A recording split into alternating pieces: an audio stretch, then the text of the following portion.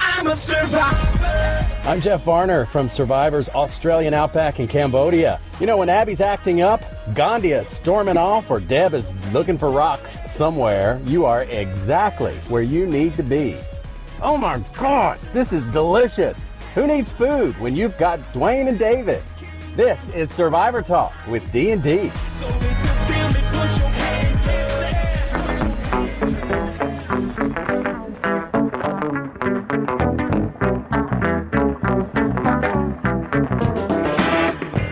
Hello, everybody. This is Survivor Talk with D&D, and I'm Dwayne. Oh, I was hoping it was Cass, but this is David.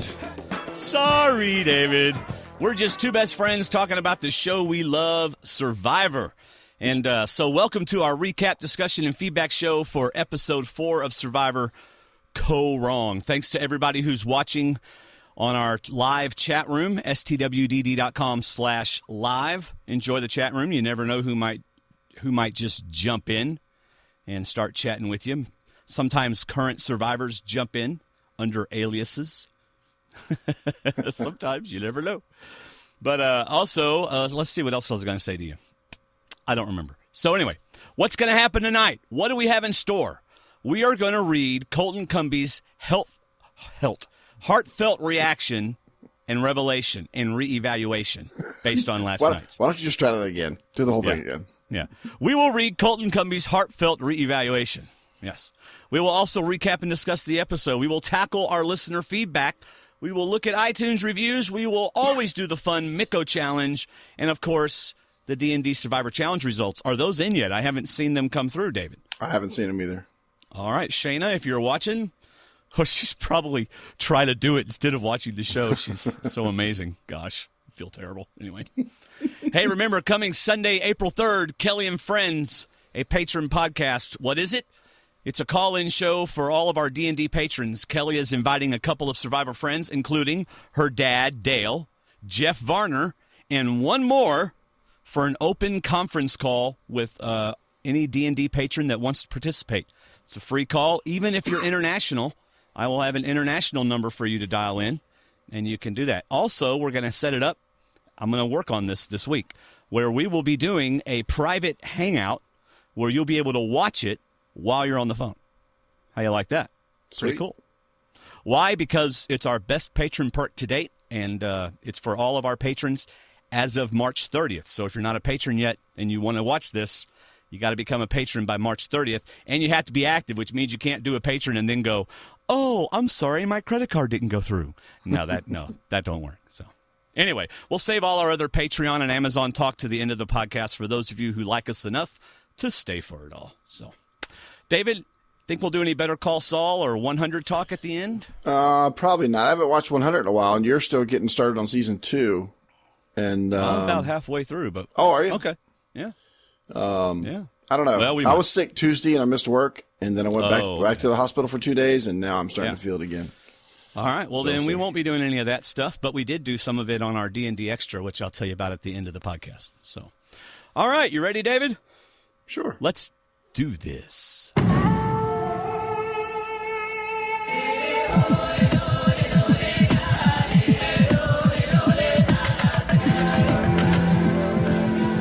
Man, episode 4, initial thoughts. 120 degrees is very hot. Yeah. And digging through sand is very hard.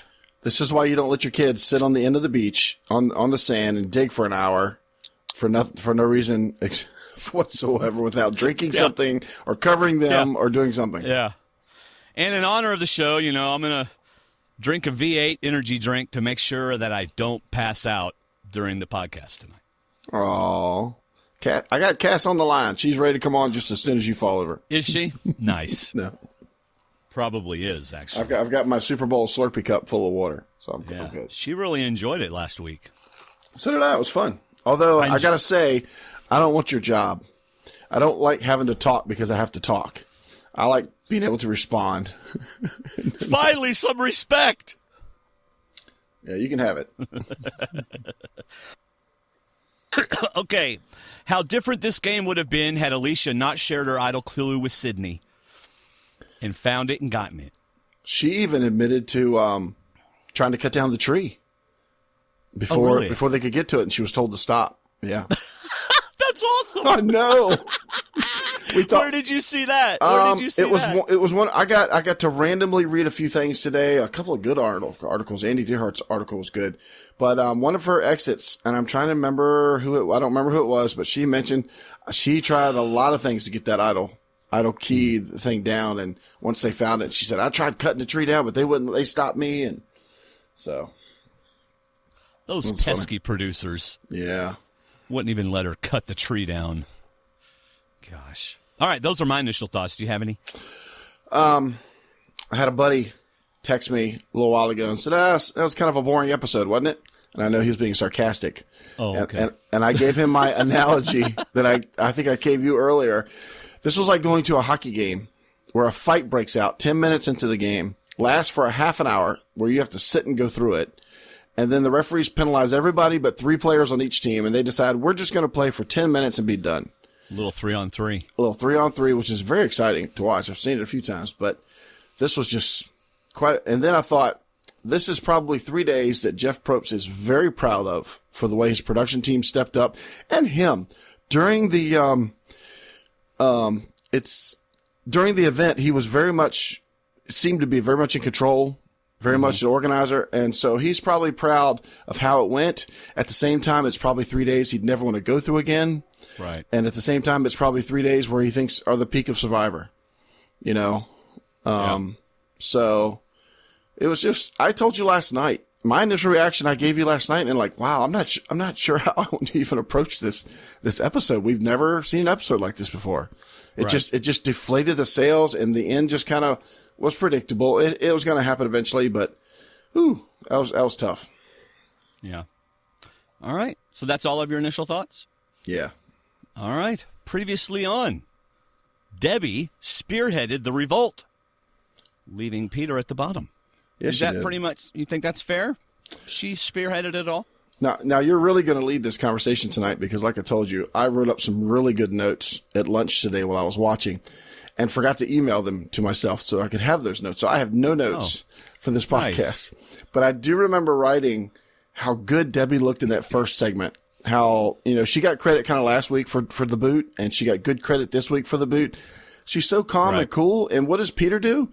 Peter violates the rule of after you get blindsided and you go back to camp and you be remorseful, you be compassionate, you try to get along, or you could just go lay out on the beach somewhere and get away from everybody and just segregate yourself even more, separate yourself, and then who goes to him? Debbie does. I know. What a great social tool that she used to go out there and just look. When I heard it was you, I want to make sure you stayed. We need you. We want you in this tribe. Yada yada. Now he still says he's going to vote them all off, but at least he might remember that Debbie came to him, and told him whether it was true or not. She still reached out, and I liked it. It was good for her, not as good for Peter. Right. Okay, so you decided to skip on through previously on and hit night 8.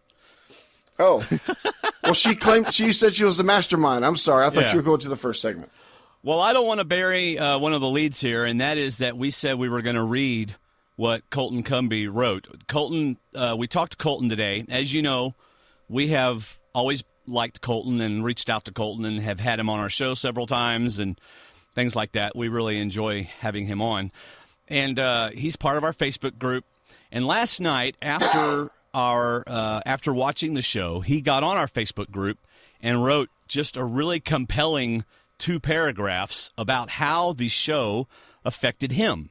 And we asked him if he wanted to come on tonight and say that to the Survivor world, and he can't. He literally is unable to be on the show tonight because he's traveling and can't do it.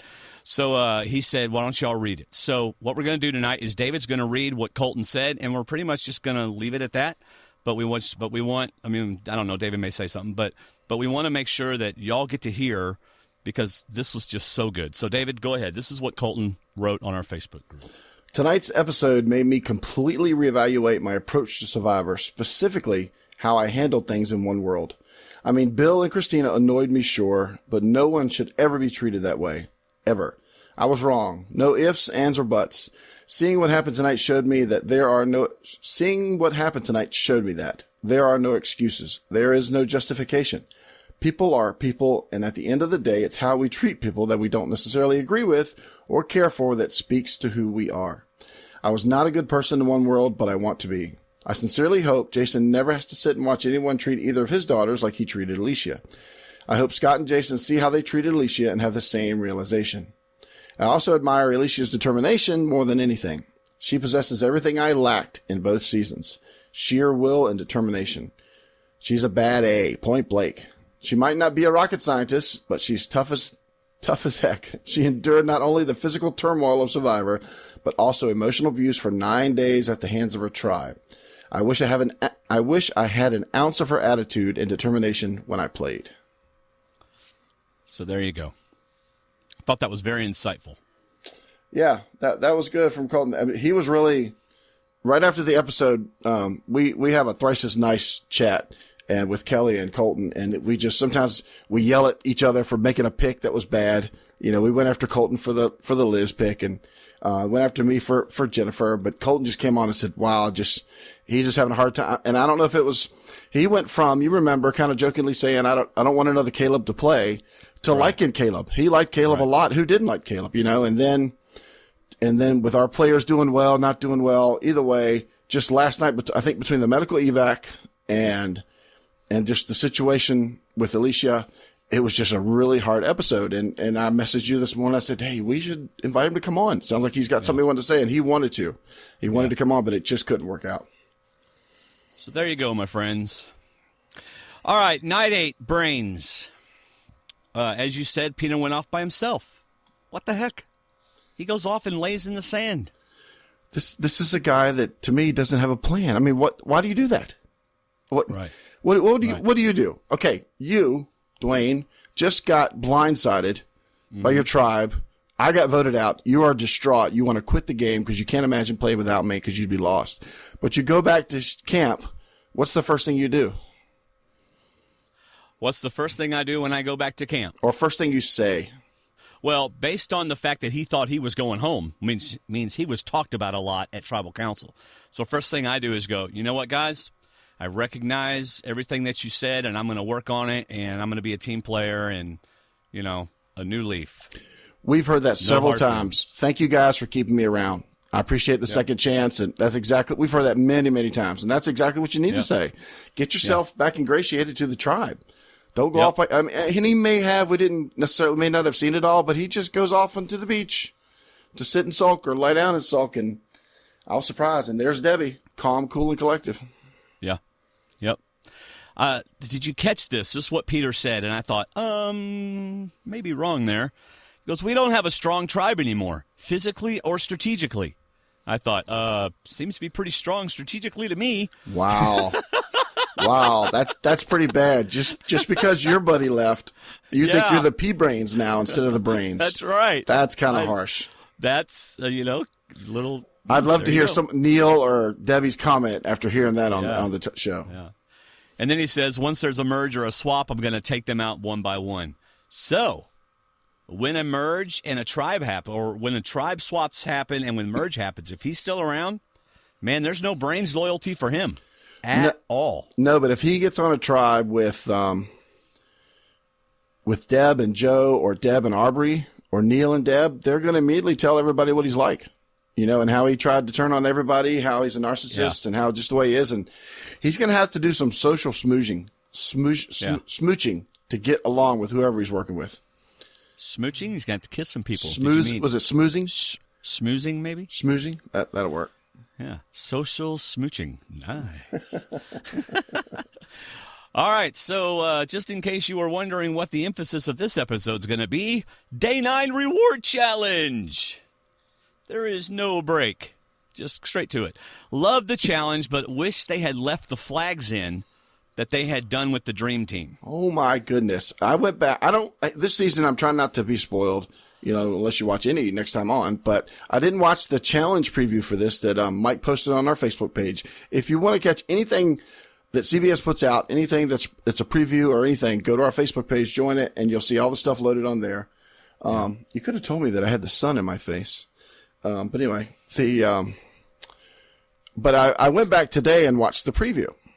And wow, I mean, not only were these people rested, likely fed, staying in sheltered places, but they're also running. I'm not sure if the circle was smaller. It did look a little smaller, but I'm not sure if it was or not. But once I saw those flags, are you kidding me? Really? Just dig here for the flags? Oh, look how fast they got it. We got to take the flags out. Yeah, really? And make the pit bigger and deeper.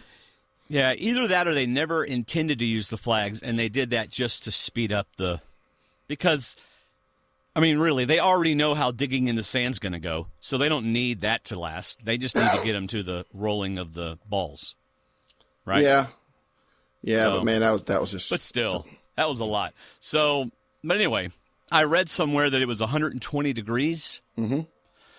And the hottest it's ever been. In fact, I think I read Caleb said that Probst may have said that it's the hottest ever on that day. And, dude, that equals some hot sand. Oh, yeah. Exactly. Hot sand. We play sand soccer every year, and we once had a year where nobody could walk on the sand barefoot. I mean, you had to wear socks, you had to wear tape, you had to wear stuff. Right. The sand sock people made a fortune selling their sand socks. Yeah. But it was that hot. I've never been back for a summer that bad. We've always been able to walk since then, but it's one of and it wasn't anywhere near 120 degrees. It wasn't 120, that's right. Oh, my gosh. I can't imagine how hot that sand was. That's right. So, and did you see that they were, Anna was surprised that Liz got voted off. Yep. Didn't see that coming. So. Yep. And they're playing for cooking stuff. At some point during the hour of digging, I'm like, you know what? To heck with the cooking stuff. Yeah, he said, and for second place, just some spices and stuff, because even coconut tastes better with salt and pepper. I'm like, you know what coconut tastes better with? Chocolate and almonds. That's what coconut tastes better with. Forget salt and pepper. Give me some chocolate and almonds. Yeah, that's right. Peter Paul didn't make a coconut and salt and pepper candy bar. That's right. That just didn't seem worth it. I mean, I don't know. I'm not a coffee drinker, so I don't know. But I can't imagine. All right. So if I'm looking at how to dig up the balls, I'm thinking, all right, maybe we start off in 3 different corners, but there's got to be a systematic way of attacking that circle, or you're just going to end up digging in circles. Yeah, and it's going to take you an hour, right? So I'm surprised, and maybe that's why the Brains got it done first, because they probably did take a systematic approach. Maybe they all did for the first 30 minutes until they got into the second 30 minutes and realized that they'd piled sand on the spots they hadn't dug yet. Because, I don't know. Who knows where it's going to be? I mean, it sounded like Scott thought he had a system where he was finding them. Was he leaving them in the middle or finding them in the middle? It sounded like he said they're all right here. So I guess it was the 2 that he'd found. Yeah, I don't know. So Caleb said it was about an hour of digging. Mm-hmm. So Brains Tribe wins, and Joe gets medical for Deb. All right, so, I mean, I don't really care about the whole thing. We're going to talk about the Scott and Alicia stuff in just a minute.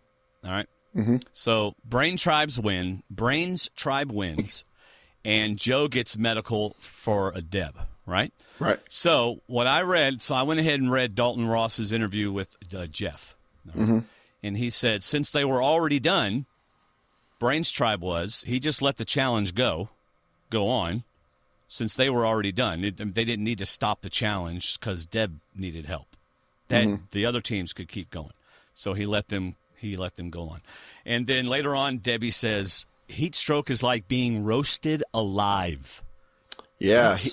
Fire from the inside. Fire on the inside burning out. That's bad. I can't even imagine that. So, all right. So let's handle. Did you think at all that they should stop the challenge? No. See, I didn't either. I know there's a debate about that. There's people saying they should have stopped it for medical reasons. I'm like, Joe did absolutely 110% the right thing by calling medical, because the most they're going to do is come over and Deb's going to say, I'm fine. Just pour the water on my head. I'm good to go. And she was still talking and cognizant. She was looking in bad shape, but absolutely call medical. The most thing you can do is push them away and say, I'm staying. But if anything, call them for your health and safety. And I completely agree. The other two tribes are still going at it. There's no reason to stop anything.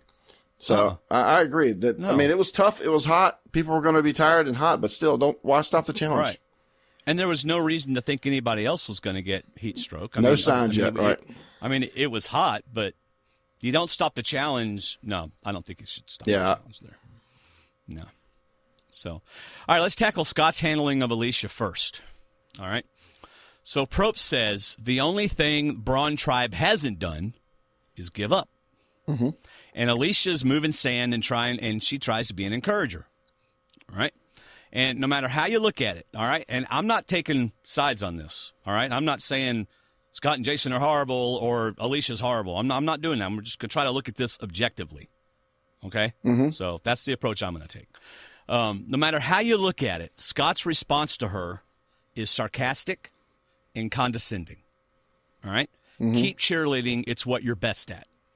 I don't care what he says later on.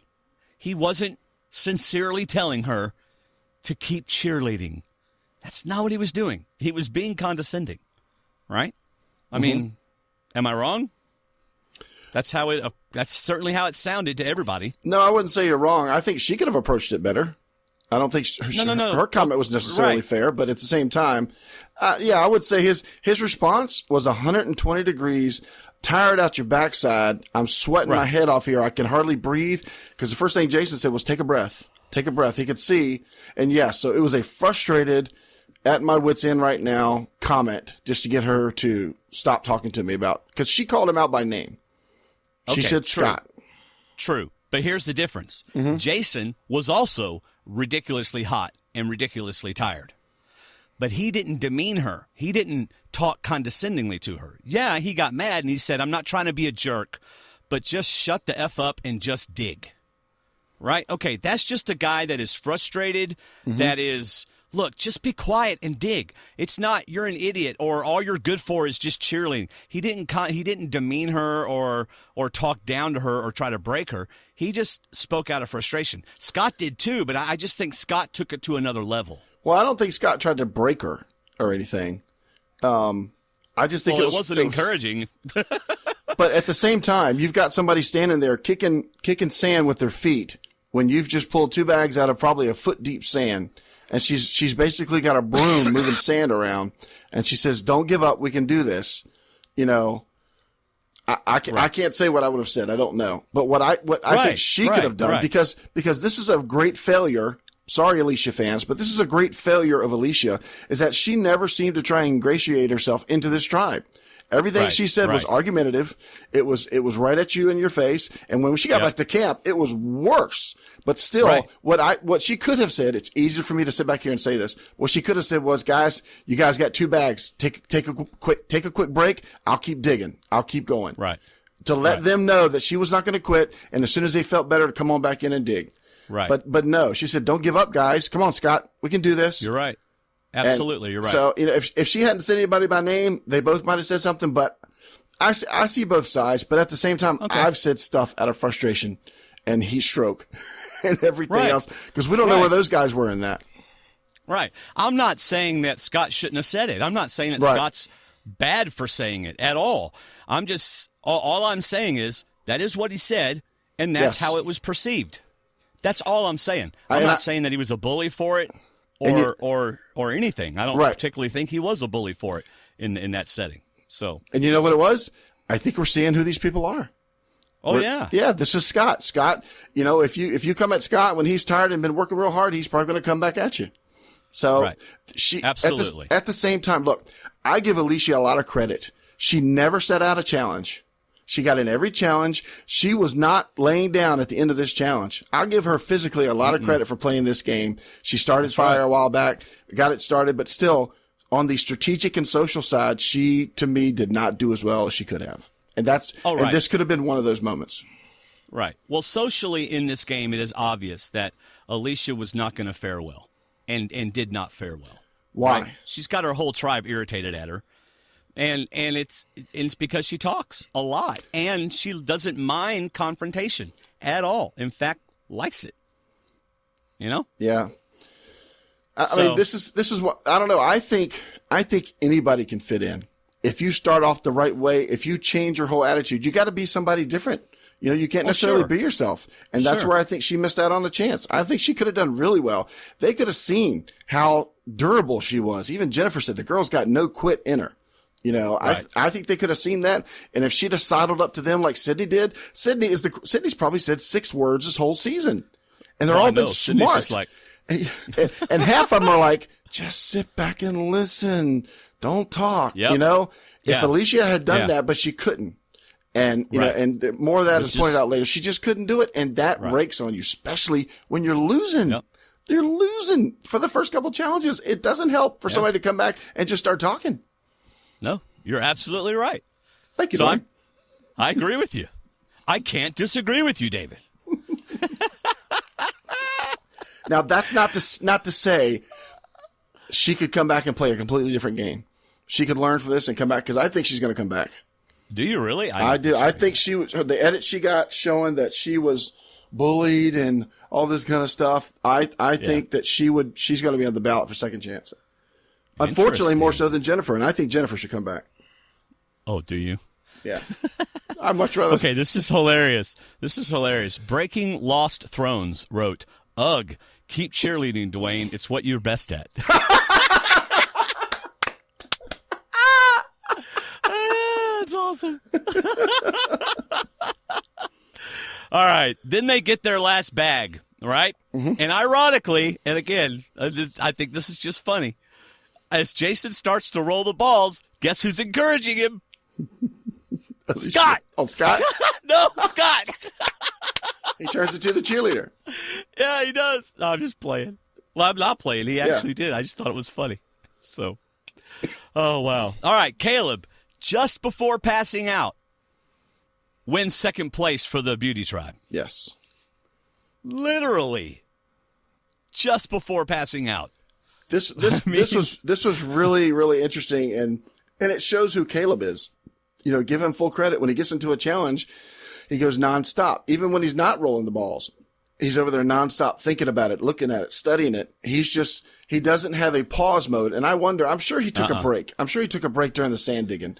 But at the same time, you know, you saw when Jason was in the sand, as soon as they got the last one, he burst out, started untying and running, you know, and it's how different people measure things. And it's knowing how well you can push yourself. Caleb pushed himself for his tribe, for himself, all the way to the end. And I did read his interview with Josh Wigler, which was really good. Yes, that was so good. Where he just said that he, when he stopped, when the game was over and he stopped, his whole body just shut down. You know, I think they said later that his muscles had used up all the moisture that was in his body, and they were just drained of moisture. He was to the point where he was using the moisture in his muscles. Right. Taking it from his muscles. Yeah.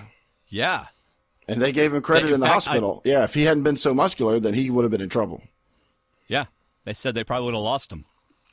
And I know I had this later on, but he was in ICU for 5 days. Yep, 5.5. 5 days. 5.5? Yeah, there you go. On the 6th day. 5.5 days. Yeah. And on the 6th day, therefore they letteth him go. He left.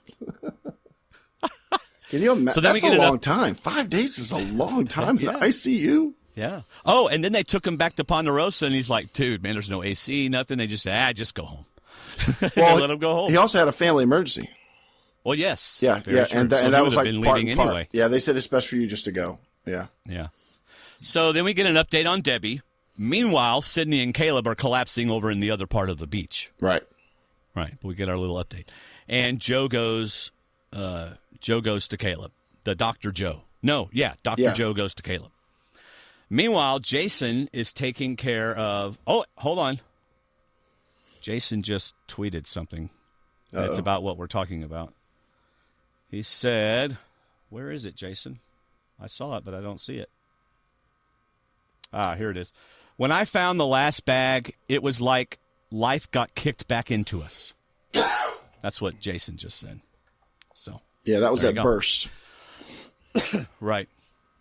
All right. So Oh, okay. Then Jason starts taking care of Sydney while Joe's taking care of Caleb. Mm-hmm. Right? Now, medical, and of course, medical goes to help her too. Now, side note here, in case anybody thinks that I'm bashing anybody, I'm not. I honestly believe that if Alicia had been in Sydney's position, that it would have been Jason at the same position helping Alicia. You know? I cannot disagree with you. Absolutely. Because like he said later, you know what? We may disagree with each other. We may not even like each other, but in the end, we're like family. Heck, right. we all argue with people in our family. Right. But when it comes right down to it and they're sick or they're hurting, you're going to help them out. Yep. So, way to go, Jason, helping her out. Probst. All right, everybody on the crew is essential personnel, coolers, water, find a spot to help. Literally, this has never happened before. Right. 3 spots. I mean, we're talking just everybody help. Everybody help. That was the impressive Probst. You know, that was the field general. You know, the guy that's just getting everybody working and everybody moving. So that was pretty good that he stayed. I'll tell you though, but I even wrote that when Probst was going back and forth between Sydney and Caleb, you know, he was trying to talk to Caleb, but I'm not sure Caleb heard anything, but Sydney seemed to be hearing him, and she was trying to nod, respond. And then I thought he turned, but when I went back and watched, Dr. Joe tapped him. He said, we need a helicopter.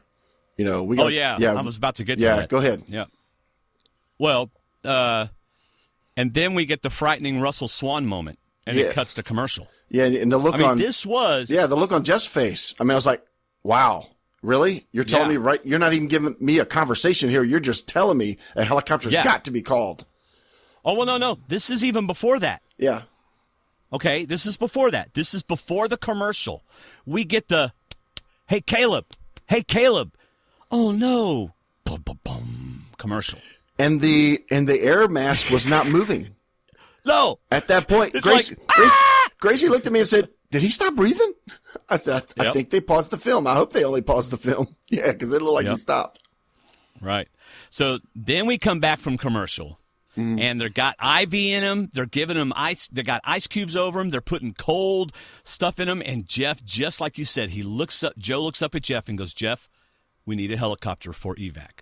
In the most serious tone. Yep. As if he did not know he was on camera. He was just flat out. We're moving to the next stage with this one. I mean, that's one thing I. Yeah. No, go ahead. I was going to say he had an ice block. He had something covered like a cold pack on his stomach. Then he had an ice block on top of his stomach. Then he had ice blocks under his armpits, trying to get him back up. Mm. Oh yeah, he was hot. And I don't just mean the way, Vader Girl thinks he's hot. I mean, he was hot. But that's one thing I really appreciate about the medical team. Mm-hmm. Every time we've ever seen them, they don't ever look at the camera. It's not a show. They are there to help those people. Right. And it's not about the show at all. So. Oh. Jason's wife has now tweeted me. Uh-oh, are you in trouble? Did she tell you to keep cheerleading too? She said, you're a jerk, shut up. No, I'm just kidding. Yeah, I knew I liked her. See, to Survivor Talk, to whom it may concern, this is how he would react if anyone were to bully our daughters. There you go. And let's see, he's saying, I'm not sure what she's referring to. She references a picture of him over Sydney. Here's a look back at the most intense moments from last night's unprecedented Survivor. Yeah. I'm not really sure what she's talking about there, but maybe she'll clarify. So, anyway. All right. Sorry about that, but y'all. If they're going to talk to us, we're going to talk to them, right? Exactly. So. All right, so then we get Joe to Jeff. Caleb's in the ICU for 5 days. Sydney's doing much better, and then Jeff tells Caleb he has to leave.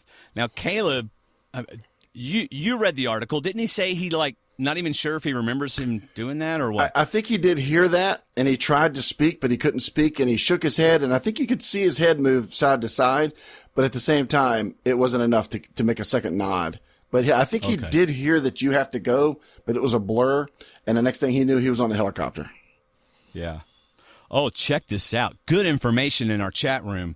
Let's see. Well, it's going so fast I can't find it. Bruce said, D&D, do you think it was strange that Peter didn't seem to assist in any way? Vader Girl says Peter could not. M Survivor says they cannot interact with other tribes. Tina says, David, why was Peter not helping? And then Miriam said, Peter tweeted his response to this. He was not allowed. Yeah, because I saw that tweet. He said that the ocean water is cold and would have helped the body, but he was not allowed to intervene. Right. So that's a great question. You got an ER doc right there. Yeah. I bet if it came down to it, though, and like medical was like all tied up and they couldn't do anything, they might have let him do something. Because was it Eddie when Eric Reichenbach went into trouble and Eddie stepped right up and started talking to him and started interpreting basically what was happening, and Doc's like, yeah, he's exactly right. Yeah, I remember that. So, but I guess it's the treatment part they can't let him do. Right. I'm personally looking forward to Caleb. All right. Now, I will take a little pride in saying I said before the season that I was looking forward to watching Caleb. And I thought Caleb was going to be great on the show because there's a lot of people that are on Twitter now going, I didn't like him, and now I do, which is fine. I don't mind that at all. I just want to let it be known that I liked him from the beginning. I did too. Okay. I just didn't know how well he would do. I didn't watch Big Brother. I didn't know him socially, but he seemed like a super nice guy.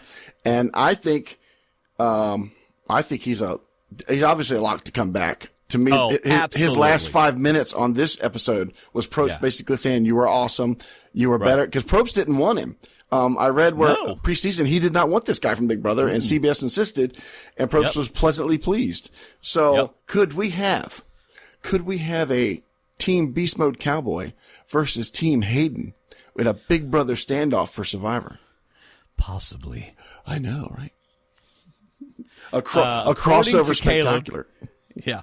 According to Caleb, he was called 3 weeks prior to airing. And what did he to a production to film it? What did he say? He was down to like 8% body fat. Yeah, the dude had no body fat on him on my ankle. Training. I got just that on my ankle. So, yeah, dude, I got that right here. Oh man. Anyway, Jeff talks to the beauty tribe, and obviously they are understandably distraught. Yeah, especially Ty. And then Jeff gives everybody an update, and he compliments them. He's like, nobody here is calling it in. Y'all are great. You know, it was great. But then I thought Jeff asked one of the oddest questions ever. But I also think Jason did a great job of avoiding it. Mm-hmm. All right? Is it possible for you, Jason, to still vote Sydney out of this game? If I'm Jason, I'm going, really? Really, Jeff? That's the question you're going to ask me? I love the way Jason handled it. He just totally didn't answer the question and just went on, and a true political answer.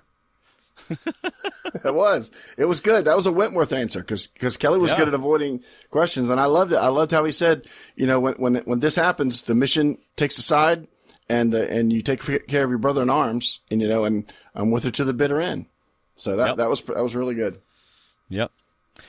All right, and then he tells everybody, look, 9 days in, the game continues. So, boom.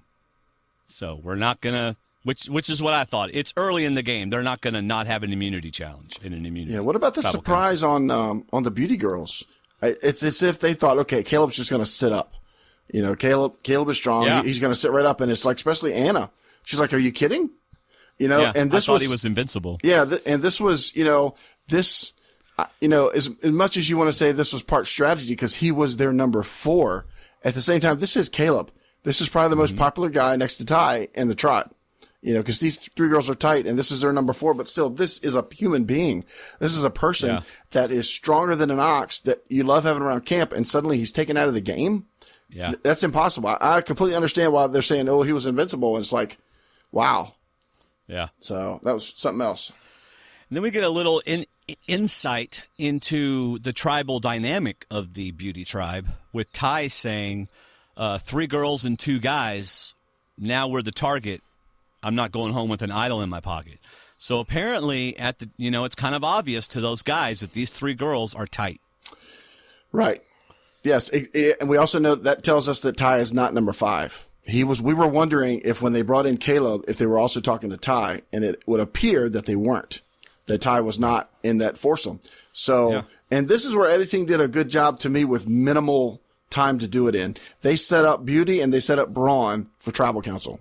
You know, Ty's little confessional gave us they might be going. We might see an idol tonight. So that was good. That was good for editing because otherwise this was going to go pretty straightforward. Yeah. Yeah, so then we go to Brains Day 9. We get a little bit of Debbie talking about how Joe got her medical. Now, this is something I can completely relate to because she says, you know, I didn't really want to call medical because it was embarrassing. Yeah. I can relate to that. How many times have I been like having chest pain or something, but I don't want to go to the doctor. It's embarrassing. You know, I mean, I don't want anybody. Isn't that stupid? But that's what we do. Yeah.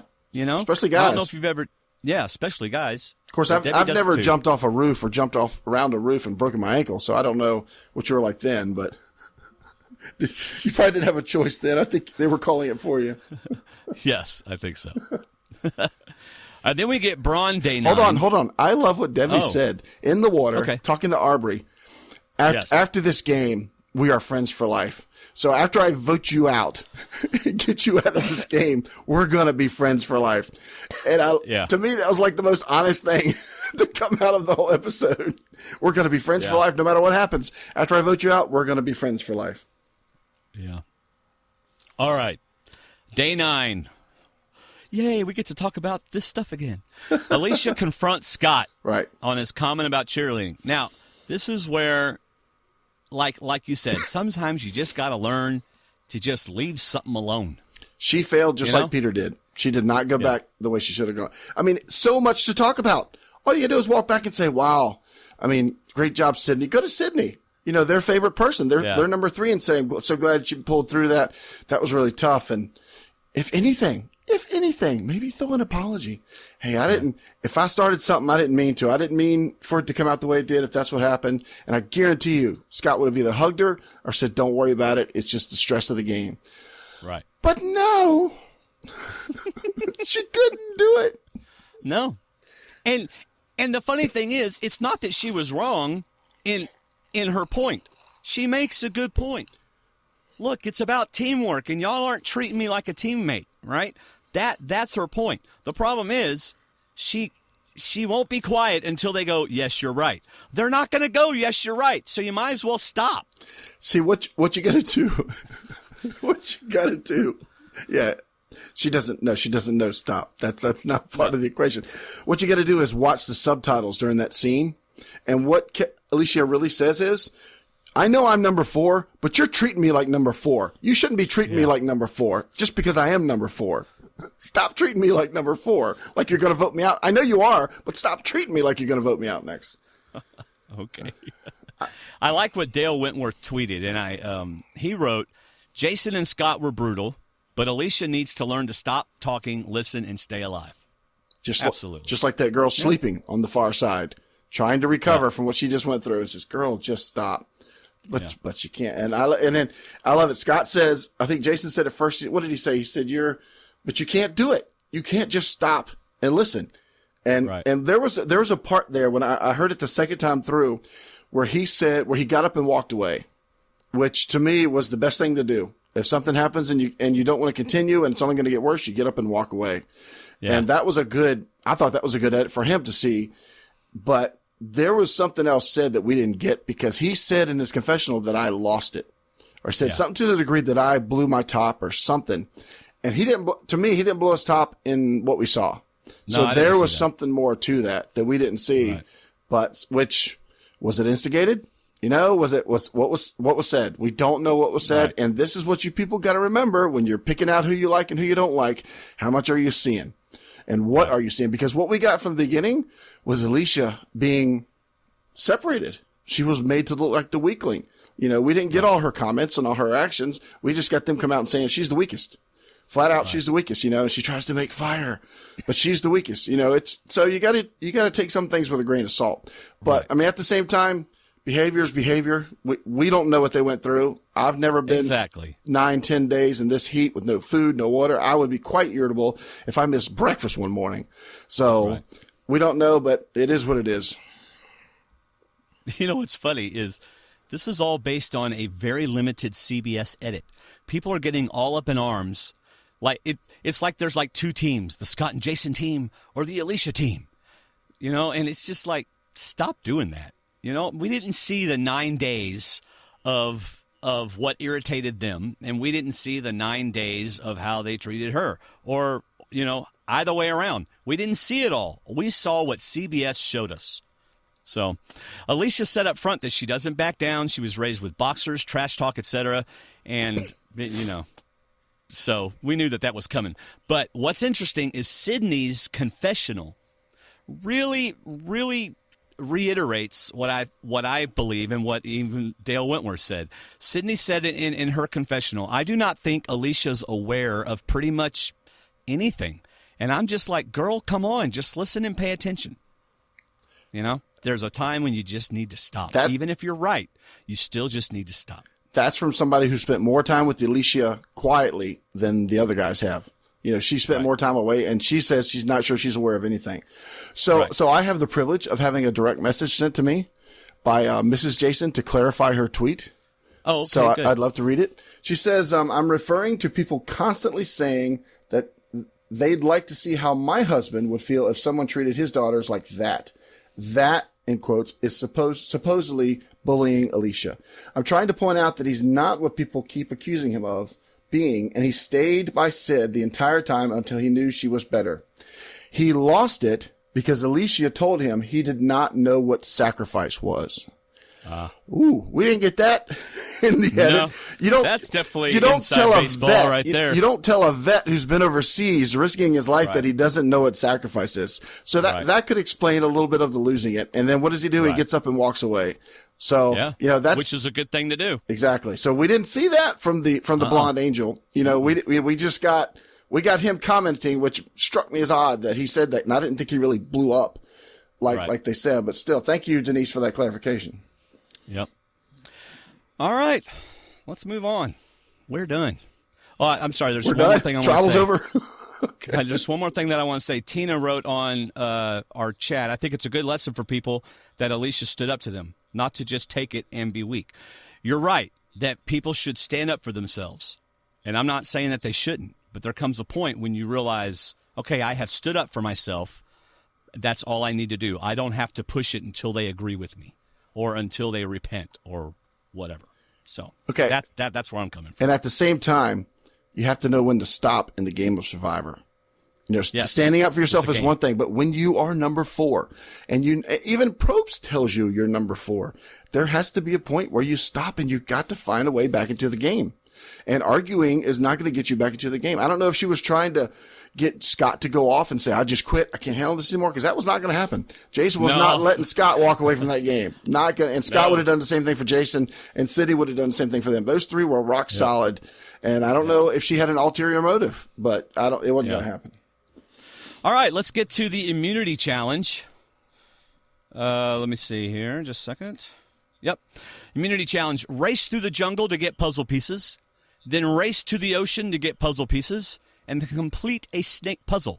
What they didn't show you was all the water sprinklers in the jungle to cool everybody off. They didn't show you that. with the sitting back in the with the water hoses spraying them as they ran through. Peter, why is Peter running through that same spot 5 times? Yeah. Why are they in the jungle so long? And why are they coming back with little Dixie cups? What's going on? All right, Brains is the last to the puzzle, but Peter rocked it, and they win first place. Now, way to go! If you read Neil's tweet about how Peter saved Brains, Neil will let you know. I think I'm not sure the exact number. I want to say it was 85% done when Peter came on. Oh, so it's not like Peter fixed the puzzle, but they sure made it look like Peter came in and saved the day. Yeah, there you go. Editing. You're right. I don't like Twitter. I don't like getting on Twitter, but these people are fun, and you were on it a lot today. They make Twitter fun. So yes. You know what's funny is now that we've had a friend, Steve Helling, do a little Naked and Afraid, which he put on our Facebook group. And we can't tell you everything he told us, but it's very interesting how they edit things. Oh, yeah. Isn't it? Yes. Uh-huh. a little bit of credence to all that stuff Dan always says. Oh, boy. You better cover that can of worms back up. Okay. Cover it right back up. All right. All right. Brawn loses, and then we get the whole I tried, we tried thing. Now, there has to be more to that, but I will tell you this, that my wife was like in total agreement with the Brawn tribe against Alicia on this. And I said, what? She was just saying, I mean, she wasn't saying that they weren't or whatever. And she goes, it's just like whenever you say, I'm going to go to my bedroom. It's our bedroom. I'm like, well, until you get in there, it's my bedroom. Yeah. Let's go get in my car. No, it's our car. So I guess to me, sometimes it's semantics, and maybe for Alicia, it was just semantics, but for them, it wasn't just semantics. Well, I mean, and it could be also her trying to plead her case the whole time she's out there. I tried, as in don't blame me. But at the same time, as we watched the puzzle, as we watched Alicia, who said in episode 1 that she does not do puzzles, as we watched her struggle with Sydney, poor Sydney, and look at Jason and Scott, do you want to tag in? And they're like, nah, there's no reward here. We're just going to go ahead and vote you out. Yeah. So I'm like, that's okay. Those guys, they're not throwing the challenge, but they are not going to help anymore in this challenge. There's no point. It's like, Jason, why are you holding a piece of rope behind your back? Hey, Jason, give me that rope. What rope? I don't see any rope.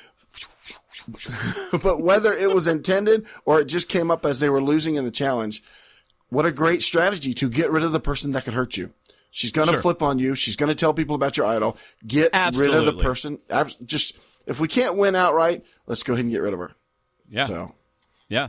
And Sydney, kudos. We don't get to hear a lot from Sydney, but my goodness, it looks like she's just playing the good game right now. Yes. A really good game right now. Man, and this is why I didn't do a driving prediction or non-driving prediction this week, even though you did do one because of, thank you, CBS, for giving away way too much information as to what was going to happen. And I didn't want to make a prediction of what was and spoil anything. But I was wrong. I know, but I'm not going to make one this week because there's no way to tell what's going to happen with what could be coming up. Yeah. I mean, there's just you go right ahead.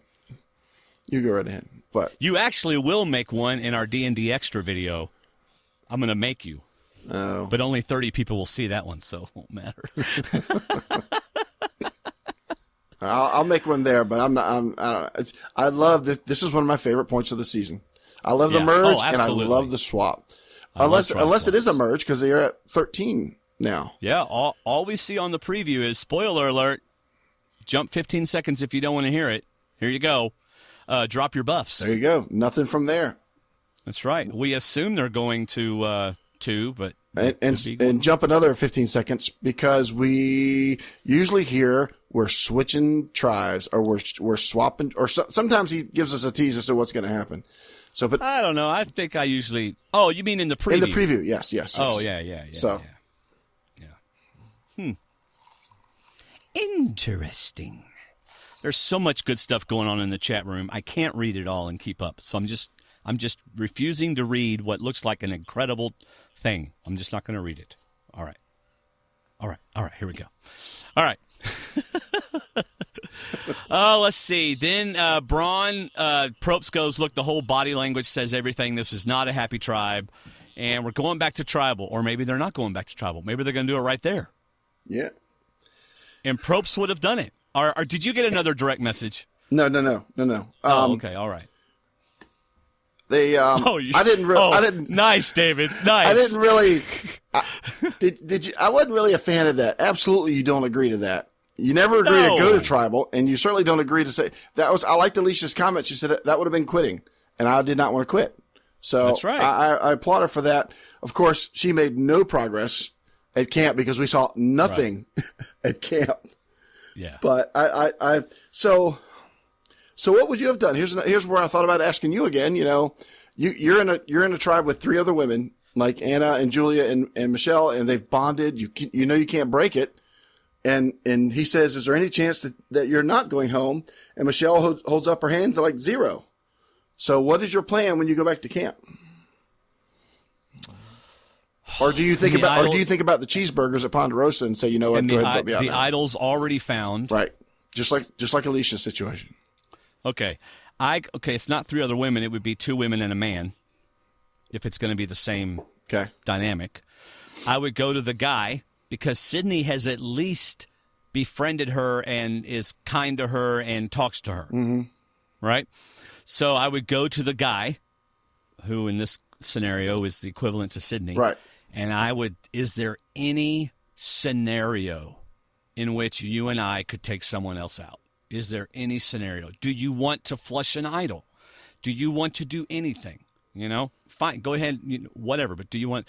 That would be my only approach I could think of. And if the other 2 girls, if the guy says to himself, well, the other 2 girls, the way they're talking to her, if they talk to other people like this, they're going to be perfect to take to the end. Right. I'm not breaking away from these guys. These guys are perfect. So, no, there's no chance. Right. Do your earphones keep coming out? Is that what's going on? Somehow they're pulling backwards. They just like going, this is not perfect. They're marshmallowing out. So they're marshmallow earphones, but yeah. Oh, because they're not designed to be behind your ears. Right. They're designed to be in front of you. Right. Okay. So I'll fix that. Yeah. All right. So, yes, I'm not doing tribal right now. That would be giving up. Right. No matter what you say about Alicia, you may say she's a horrible game player. You may say her social game is horrible. Whatever you want to say about Alicia, that girl does not give up. And put her on a different tribe where she gets along with people, and I guarantee you she would have lasted a lot longer. So she goes back to camp. She looks for the idol, she says in one of her exit interviews. At the same time, she keeps checking back at camp to see if somebody is dehydrated and passed out and hoping they get another medical evac. Yeah. She takes everybody's water canteen with her. Yeah. Yeah. Here she's like, look at this beautiful plant that may or may not be poisonous. That's not the one. You should try this. You should try to eat this. Let me help you go to sleep tonight. Y'all are going to need your strength when I leave. So eat these plants that don't look like the poisonous plants they showed us at the beginning. Yeah. This isn't poison ivy. I promise. All right. Tribal council, pretty much the shortest in history, I bet. Yeah. Usually tribal councils are 2-3 hours. I bet this one was like 30 minutes. It sure felt like it. Yeah.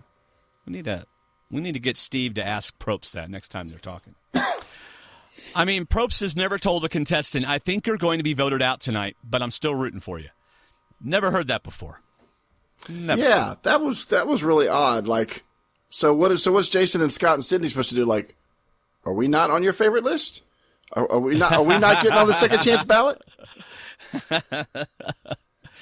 Oh man, just for the sake of how awesome it would have been on the show, if she had an idol, it just would have been so hilarious. But not the 3 people. But yeah, no, not at all. So I like what Alicia says. I'm not going to mope around about it. It's like, I don't know if you've seen Bridge of Spies. No, not yet. Excellent movie. One of the things that the Russian spy says to Tom Hanks is like, you realize you could get the electric chair. You don't seem worried about it. And he says, would it help? And I kind of like Alicia's approach. It's not going to help for me to mope around. I'm not going to mope around about it. I'm going to take what I got from this experience and I'm going to learn from it and I'm going to move on. Kudos. There you go. I did notice this, though. On Scott's voting parchment, I think he was trying to say Ali, see ya, right? Yes, I got the same thing. But he spelled it wrong. He wrote S-E-A, which is like the ocean. Well, maybe that was just, I think he did that on purpose. Come on. No. It's all those, scholarships when he was in college. All those cheerleaders doing his work for him. Doing his spelling tests for him. All right. Do you get the feeling that Sydney cannot wait for a tribe swap? I mean, well, now she is because she'd be the next to go. But I'm just like, she might be waiting for one just to have different surroundings, just to change the environment. I don't know, but no, I think she hopes she gets with Jason and Scott. Oh, okay. I think the guy just told her he's going to go with her to the bitter end. So, yeah. All right, my friends. That was our recap and discussion. Hey guys, this is Jennifer, and I just wanted to steal a moment during my favorite podcast to remind you to use D&D's Amazon link when you shop at Amazon. Not only do you get everything you need at Amazon, you're also helping D&D continue their great podcasts. So always use www.stwdd.com/Amazon when you start your shopping. Or make it even easier and just use their links on their website and the D&D Facebook group. That's all I wanted to say. Now back to more D&D. All right, it's time for listener feedback. Oh. And we have 6 tonight. And 3 are audio. How awesome is that? They get tired of hearing our voices, too. I love that. Yes. All right, first we have Emily from Finland. Hi, Emily here once again with my feedback. This episode was crazy, brutal, scary, shocking, but overall, a good episode. It was so crazy when people started getting down that I can't even talk about it. I got so crazy when everybody from the crew came to help. I might consider showing the episode to my big brother because he thinks that Survivor is fake, but probably doesn't want to watch it. Yeah, welcome to my world. My dad always jokes on me about Survivor being fake. I love the challenges so much, not talking about the medical stuff. By the way, David, if I start coughing, just take over for me, okay? If I'm not coughing, I'll be glad to. Okay. Well, all right. My coughing trumps yours because I still have pneumonia. Okay. I love the one where they roll the balls. It's so fun. Immunity challenge was cool too because it was old school challenge. Puzzle was interesting and different than usual. Oh, and different than usual. And they had to run to the jungle and then just go to the water. I was also happy that usually people go in like 6 different pairs and the challenges are complicated, but this was simple and fun. I will now give my opinions on the players and their games. Hopefully, Alex hasn't copyrighted his blog name. Little plug to our bloggers. There you go. D&D, stwdd.com/bloggers. We have 4. Yeah, Brian's no longer allowed to write at work. He actually has to work. So Brian gets his in very, very quickly, usually the night of the episode. Yeah, Brian's is usually up within a couple of hours. Yep. In fact, before the West Coast is done. Yeah, so he's got to put spoiler on that when he does. Yeah. Brains, Peter, I thought that he was going because in the episode's beginning, he said, I want a beer. And then in the immunity challenge, he forgot the puzzle piece. But then he won it for his tribe, and it was good for him because he seemed to know that he would get the puzzle fast, and he did. Neil, we are not getting anything from him, and I don't know if he is just boring or what. Remember, Neil is my pick to win. Mm-hmm. Aubrey, we are not getting anything from her, and I don't know if she is just boring or what. It seems like they're rotating episodes because last week we did get good from them, and this week it's not much of anything. Yeah. Papa Joe, he really struggled in the challenge, and I was surprised that he did struggle, but I would struggle on day 1, so I don't blame him. By the way, this is where the preview totally fooled me. I thought the medical evac was obvious because the guy on the stretcher looked like he was wearing black pants and no socks. That's Joe, right? Mm-hmm. Little did I know it was a black thing over Caleb. Yeah. So they got me. And it's funny. It's not funny, but he says Papa Joe struggled in the challenge. The only place he struggled was getting over those fence posts. And yeah, he did have trouble with that. And at the same time, I'm thinking, hold on. He's over 70 years old. Give the guy a little slack when it comes to climbing fences with no ladders. Go ahead. Yes, but he is in the game. He is. So, Debbie, I'm happy that she didn't get pulled from the game because I really like her. They showed her crying, and it's good for her because Jeremy cried, Mike cried, Natalie cried, Tony cried, Tyson cried, and Cochran cried. But Colton cried too, so that might be a bad sign. Shots fired. By the way, how funny is it that he does podcasting with you guys? I don't know. If you wouldn't know better, you'd think that he'd be the last person to hang out with you guys. To defend myself, I was rooting for Colton in one world, and I enjoyed him in your podcast. I was thinking to use him or Lil from Pearl Island for the crying example, but I wasn't sure if you guys would have remembered her. Where was I? Hang on. Reading, mumbling, reading, still reading, realizing that everyone is getting bored, so decides to continue the feedback, but realizes that he actually doesn't remember where he was, so he checks it again. Reading. Okay, now I'm done. Boy, this is probably the weirdest feedback ever. No, that title goes to I was going to say Lou, but Yeah. are you sure this isn't a pseudo name for Lou? When you were Yeah. reading all that, that's what I was thinking. Beauty, a.k.a. a Better Tandang tribe. Didn't get anything from them except that Ty said, I'm not going home with an idol in my pocket, which is either a good sign or bad, but hoping that it's a good sign. Brawn, I was so happy that they went to tribal because now Alicia is gone and I can't flip on them. Oh, and can't flip on them. Sorry, Cass. Jason, he also kind of got the crier edit, but he didn't cry. But he still talked about his family, which is a good sign. Right when I was writing this, Steven said that he is getting the winner's edit in another podcast that shall not be named. Well, you can name any podcast you want on our podcast. We do not mind at all. He did the right thing. Oh, wait, he said Steven, so he's probably talking about Know-it-alls. the know-it-alls. That's right. He did the right thing with going away from Alicia when he got angry. Only thing I'm worried for him is that in the challenge, he said, I'm with her to the bitter end. And everybody heard that, so yeah. Yeah. Scott, I don't like him. He was rude to Alicia, and he was really annoying and rude. I dislike him most from the cast. I could go for a rant how I hate him, but I'll leave it at that. Side note, I don't like how they treated Alicia, but I still hope he goes far. All right. Do you think he means Jason goes far? I'm not sure. Okay. Sydney is doing okay. I see her best move after the swap to go with other people than Scott and Jason because they will be the biggest targets after the swap. Can you carry on for me for a minute? Yep. Medivac, a.k.a. Caleb Beast Mode Cowboy. I'm calling it Survivor Season 34 will be Terry versus Caleb. And I will admit that when I saw that, I was thinking, I would think Hayden versus Caleb more than Terry versus Caleb. I wonder if Terry would ever come back. I will really miss him, and I'm really sad that he went the way he did. Respect. Only thing I was annoyed about was people saying I thought he was invincible and stuff.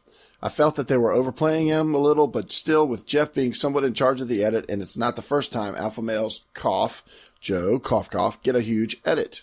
Sorry about that. I think I'm getting sick. No, wait. I actually am sick and at home, alone, listening to Survivor podcast and watching Survivor. Awesome. You want me to keep going? The boot. No, I'll do it. Okay. All right. The Boot, a.k.a. Alicia, a.k.a. Blondie. They probably threw the challenge, but I still want to get this out of my system. Why the flammable donut unicorn monkey butt did they...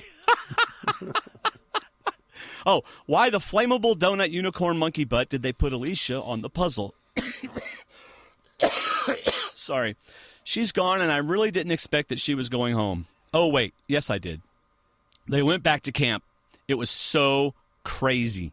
Everybody was making alliances and lying to everyone. Oh, wait. No, they didn't. Editors did such a good job with the edit, I thought that Jeff was going home.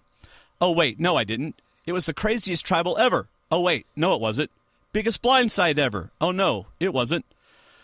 Oh, wow. Lou, do you have family in Finland? Is there any possible chance? Lou, are you and Emily related? All right. Oh, best players. This time I will list the players who will be in a good position after the swap. Drum roll, please.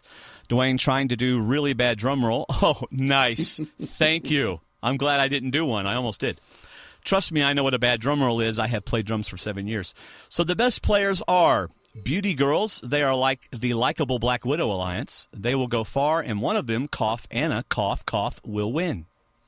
I couldn't come up with anyone from the Brains tribe because I don't know how other people will react to them, and I really hope that Ty, Debbie, and Jason will get into the same tribe. It would be so fun. No one from the Brain tribe because they are fudged. Brawn tribe. Brawn tribe, sorry. No one from the Brawn tribe because they are fudged. Sorry that I swore, but it's the truth. And whoever is reading this will say something else because it's a family-friendly podcast with D&D. Yes, indeed. Well, this was your Finnish friend from Finland. Hear you guys later. Like we say in Finland, do you guys even know what this means? I mean, check your stuff, man. I might be always saying something fudged up, like Russell Hans is the best player to never win, or Jeff Probst doesn't get his flag up, family podcast for alpha males, or Dwayne is best at Miko's challenge. So where was I? Reading. Oh, yeah. From the awesome, weird, funny, hopefully friend, a.k.a. Emily Mansika from Finland. That wore me out.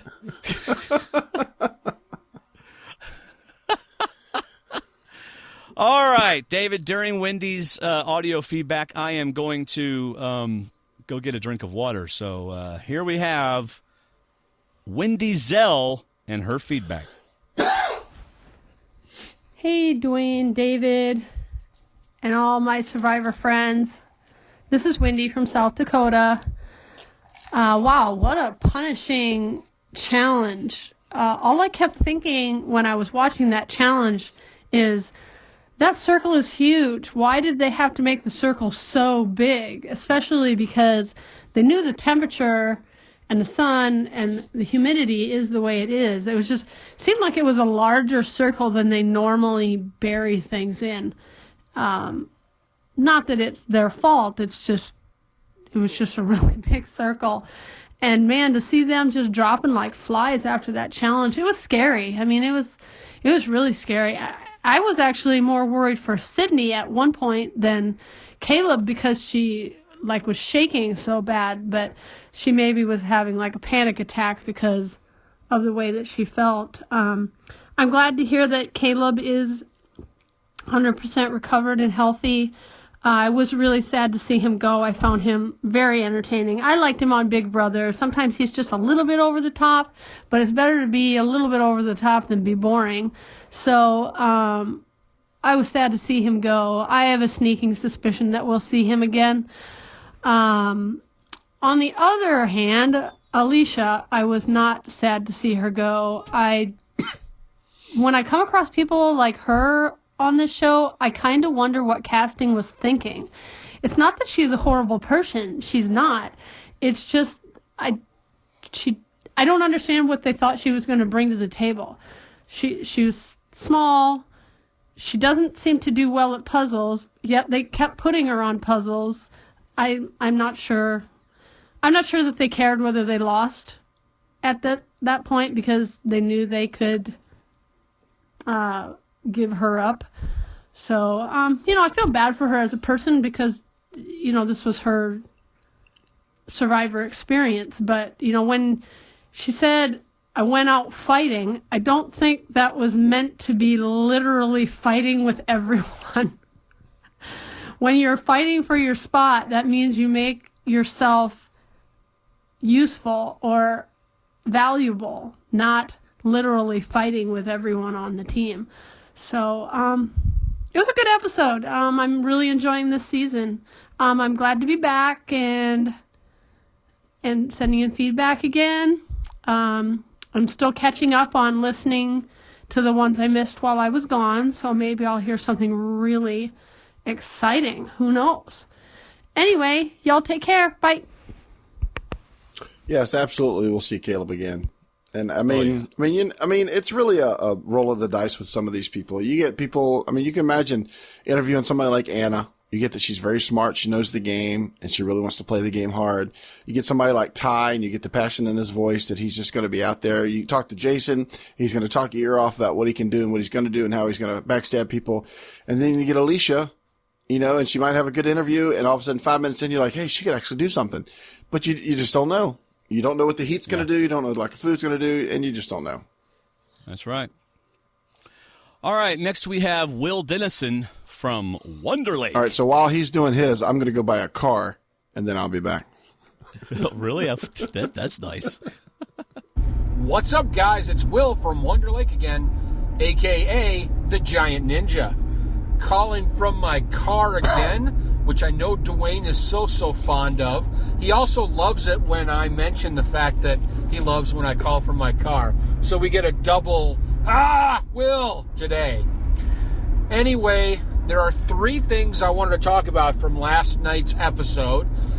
2 very minor ones and then 1 kind of major one. So real quick, number 1, I wanted to mention Kylo, Jason, Dog, the Bounty Hunter.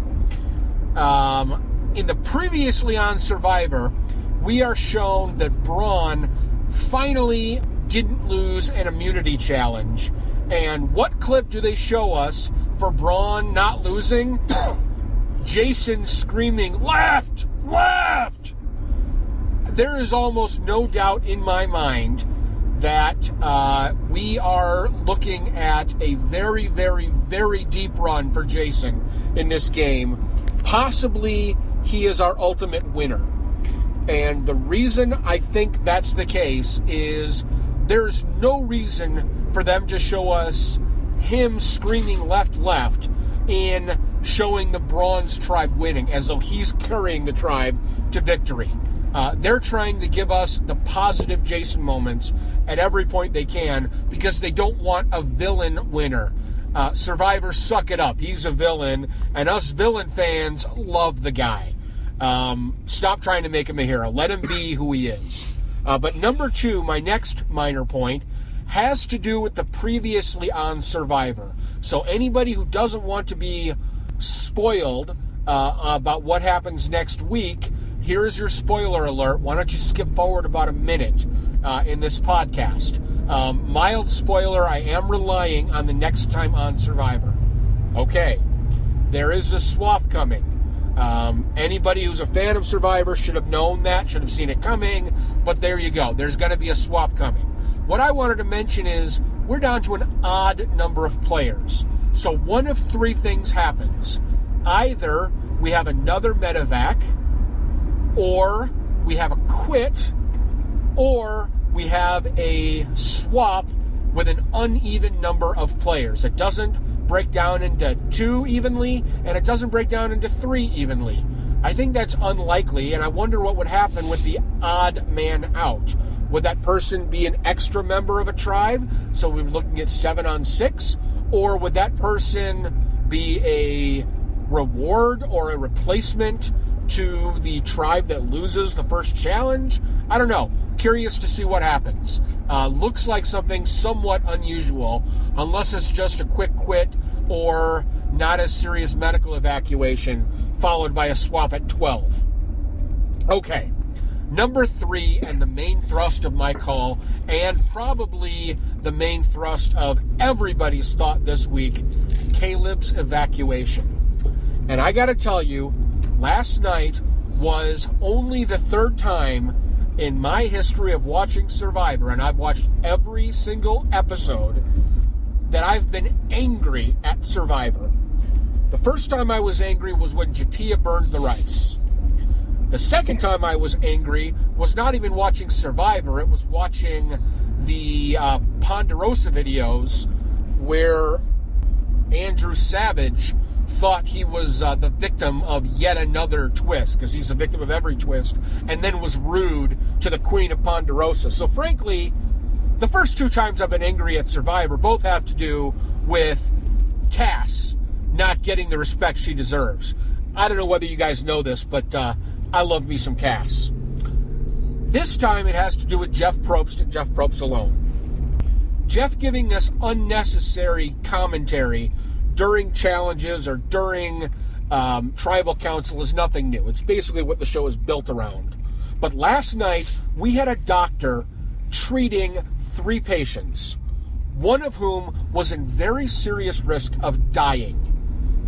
And rather than let the doctor focus 100% of his efforts on Caleb, or at the very least 75% on Caleb and 25% split between Sydney and Debbie, Jeff kept asking him, well, doctor, walk us through what's going on now. What are you doing and why? Jeff, all due respect, shut up. Let the doctor do his job. We'll deal with narrating your TV show later on. Don't worry about the shot. Don't worry about the scene. Worry about the human life that is at risk of dying. Well, on that note, I'm sorry to bring everybody down, but like I said, it made me mad. So that's all I've got. Later, peeps. Will at the Giant Ninja. All right, since Will is a Facebook friend of mine, he's going to hate this. But the dude sounds like Donald Trump. Not like not the things he's saying, other than Jeff Probst, shut up. That sounds like something Trump would say. But when he started talking, I was like, oh my gosh, he's got the same inflections, and oh, poor Will. Now I didn't write down any notes off that, but I got a couple comments. First of all, Will, when you're watching Ponderosa, you're still watching Survivor. Whether you think it's That's right, Survivor or buddy. not, it's still Survivor. Secondly, right. I completely agree, and I really think that Probst did not realize the dire situation that Caleb was in because he was back in game show host mode. Tell us what you're going through. And are we one day going to hear, Jeff, I can't talk to you right now. I'm dealing with somebody that's in a life or death situation. Or, Jeff, shut up. Maybe. And I know this is my last job with you, so otherwise I'm good to go. I realize I'm going to lose my job, but his life is more important. Shut up! So, exactly. So how bad would it be if they do a schoolyard pick next week and whoever's the last one picked is not in the game anymore? That would because be it's an hard odd number? because it's an odd number. Some people are saying it could be a merge, a big merge, but at the same, because last year it was wasn't it merged 13? So how horrible would that be? Wow. Especially if Probst says whoever's not picked is not in the game anymore. This is your elimination. Yeah. That would be horrible. And what was the other thing he said? He said, hoping to remember it. I guess. What was the first thing he said? To remember. First thing he talked about.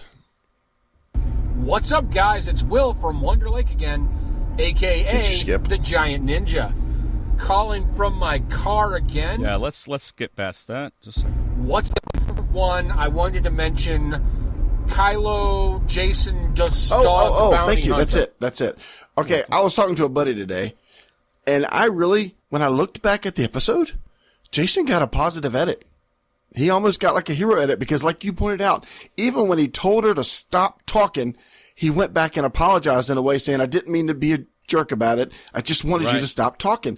They didn't. Yeah. They would never have shown Dan saying something like that.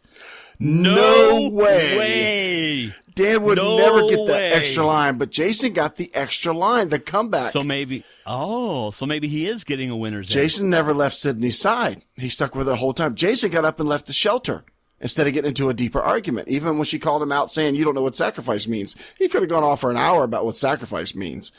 But, this was interesting. That Jason actually got some high mark edit points there. Like Will says, I hope he is along for the game because he's a Thrice as Nice member. But otherwise, when I went back and watched, I'm like, wow, he's getting some positive points. Uh-oh, Jason, go boy. Anyway, thank you for playing that again. I remembered that when you said that. Wow, some good stuff, y'all. Great stuff. And we still have the Miko Challenge coming up. And wow, we still got more feedback. I love podcasting. So much fun. All right, David, you're going to read Martin Leeds from Germany. Martin is the one that now does our Miko Challenge. So here we go. All right. Hey, D&D. What an intense episode. The scene was so unbelievable, and it was unreal. Also, we have to give a huge praise to the musical department of the show. They made this reward challenge epic. Did you notice when we came back from commercial, this is me, that it was just the trees and the birds, and all of a sudden, puts us right back into the situation with Caleb. Well, actually, it was a shot directly at the sun. Yes. Okay. Yeah. And as the music got more death-defying, the sun got brighter. All right. As the Cambodian Metallica picked in, it started getting more down on the Caleb. Sun's gotten brighter! But let's start from the beginning before he sings that again. The Brains come back from tribal and nothing interesting happens. Peter's at the bottom and wants to take revenge. Whatever. I thought something interesting. He went away from the group. Then I really got surprised with the early reward challenge. I honestly did not expect it that early because we pretty much knew that somebody would get medevaced. The challenge was not worth the reward. Do they really eat coconut with salt and pepper? As a reminder, they all don't have rice. The producers felt that there is enough shellfish in the ocean, so they don't have to give them rice. Well, maybe this could also be a reason why they've all struggled so hard. But I don't blame Survivor for letting the contestants run. Ultimately, it also comes down to how good the Survivor contestants know their body. It is so important to know your limits. Why did not a single team have a strategy at the digging part of the challenge? Here you go, because you mentioned this earlier. There could be so many different strategies from moving like a radar or digging from the inside to the outside. Well, if you dig from the inside to the outside, when you start working out, you're going to be moving the sand that you just moved from the inside.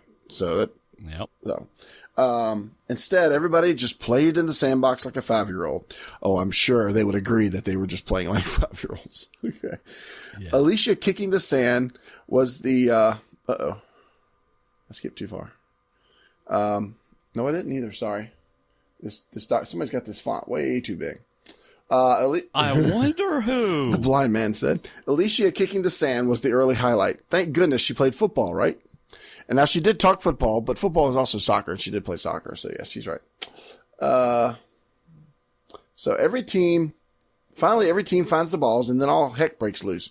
It was scary. Jeff taking care of Debbie while Caleb is collapsing in the background. That was insane. And if this is not enough, Sydney also has trouble. The whole scene was very emotional and probably connected the contestants even stronger together. It was also crazy to see how many people are actually at the set. Yeah, we've heard stories about that before, and there was a ton of people. Quite the crowd. I also read somewhere that they're there. There's a lot of people there, and any drinking of water that they do it beforehand, so they're not doing it in front of the players. Now, I'm sure if a challenge is going on for 45 minutes, they might go off into the woods and drink. Yeah, but they don't openly drink in front of the.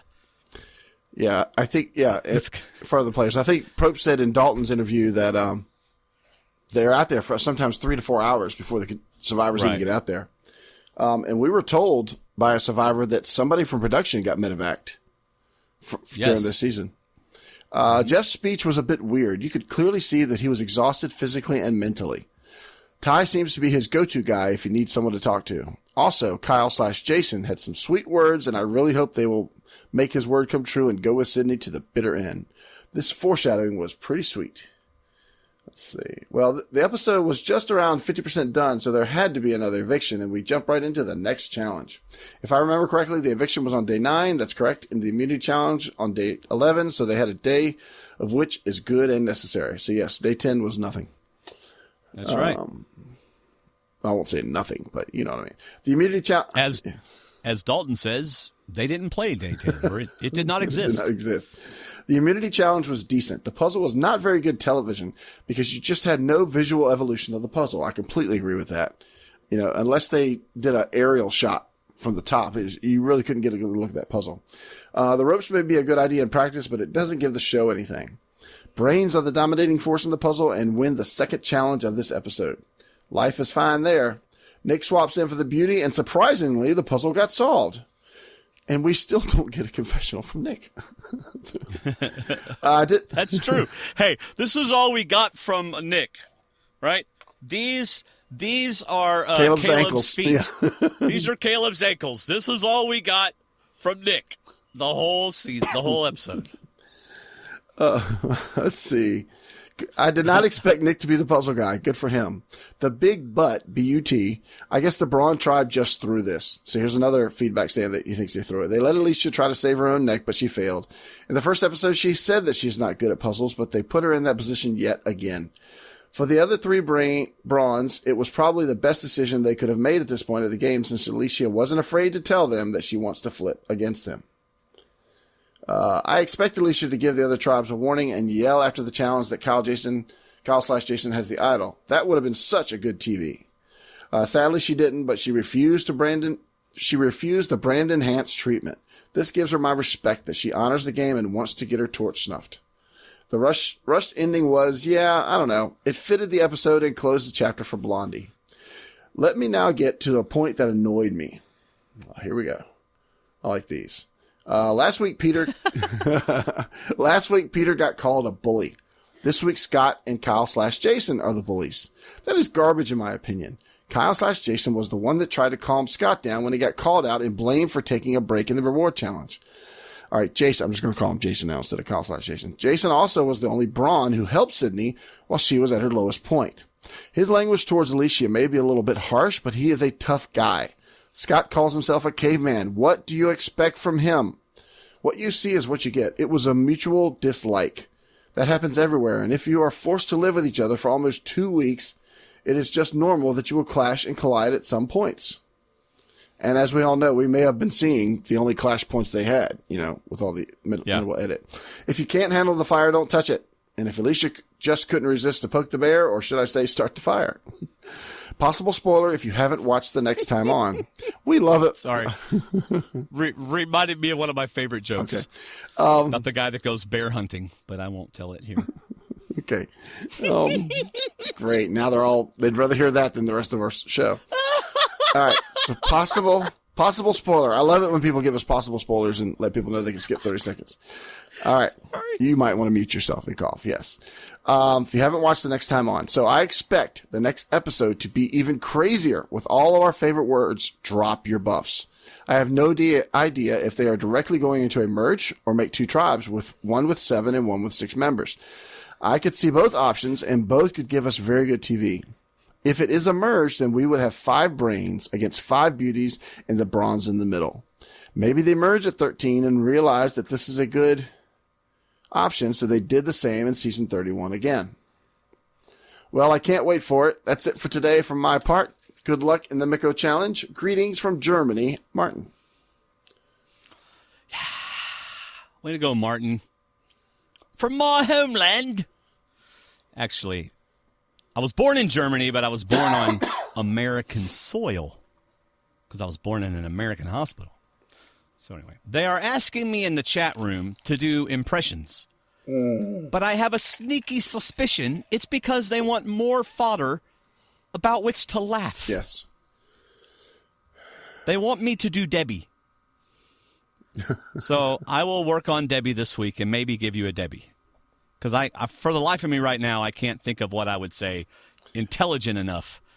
There's got to be a parody with Mastermind in it somewhere. There's got to be something. Yeah, I really, I want to do a parody really badly. I just need some inspiration. I mean, it's hard to beat Spy Shack, and... Okay, anyway. All right, next we have... David didn't put who it is. He just put my name there. So apparently Steve I wrote some Tarantino. feedback. Yeah, I know. This is Steve from New York. Hello, D&D. I hope you are feeling better, Dwayne. Nice job, Cass. Last week on the podcast. Love to hear the inside info on Survivor. Boy, that was the truth. Wasn't that great? Mm-hmm. Man. I feel it is a smart play with Debbie going to Obama to talk after Tribal Council. You never know if she may need his help later on. Now, does Obama believe her? I'm not sure. You realize, by the way, David, that when someone uses the name Obama in our podcast, now we have been tagged by the NSA. Thank you, Steve. Yes, thank you, Steve. And when he says, does O believe her, he says, I'm sure not. So it wasn't a question, it was, you said, I'm not sure. He says, I'm sure not. Sorry. Now, does Obama believe her? I'm sure not.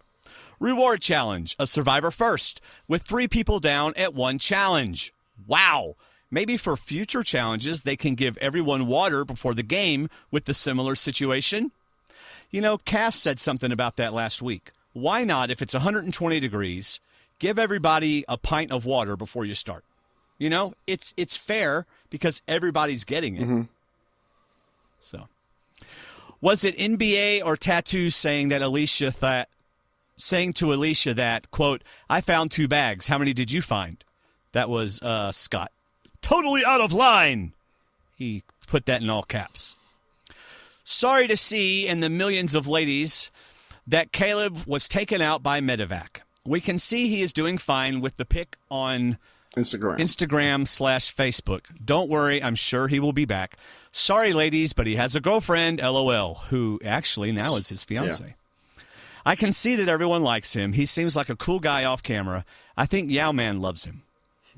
That would be Ty. I believe he's talking about Ty. The immunity challenge.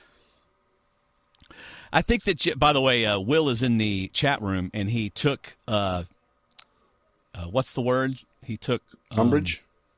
Yes, umbrage with me saying he sounded like Donald Trump. Oh, great. I've mentioned Donald Trump and Obama in the same podcast. NSA is coming down. You better watch it soon because it's going to be taken down from YouTube. That's right. It'll be like the scene in War Games. My house is going to get raided. All right. I think that Jeff was fishing with Alicia to speak up before the challenge. I think Jeff was fishing with Alicia. I got a like. I like that Jeff was fishing. I like that Jeff was fishing with Alicia to speak up before the challenge. Alicia didn't bite. Obama/Doc saves the day for Brains and Brawn is out. Too bad Alicia can't do anything. I mean, it's no secret that she is going to be voted off. Tribal Council at the beach would have been another first.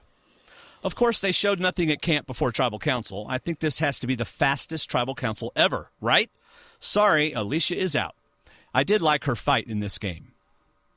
Thinking back, if Sydney didn't turn on Alicia with the idols, she would still be here. Sucks that she found the clue and she has nothing to show for it.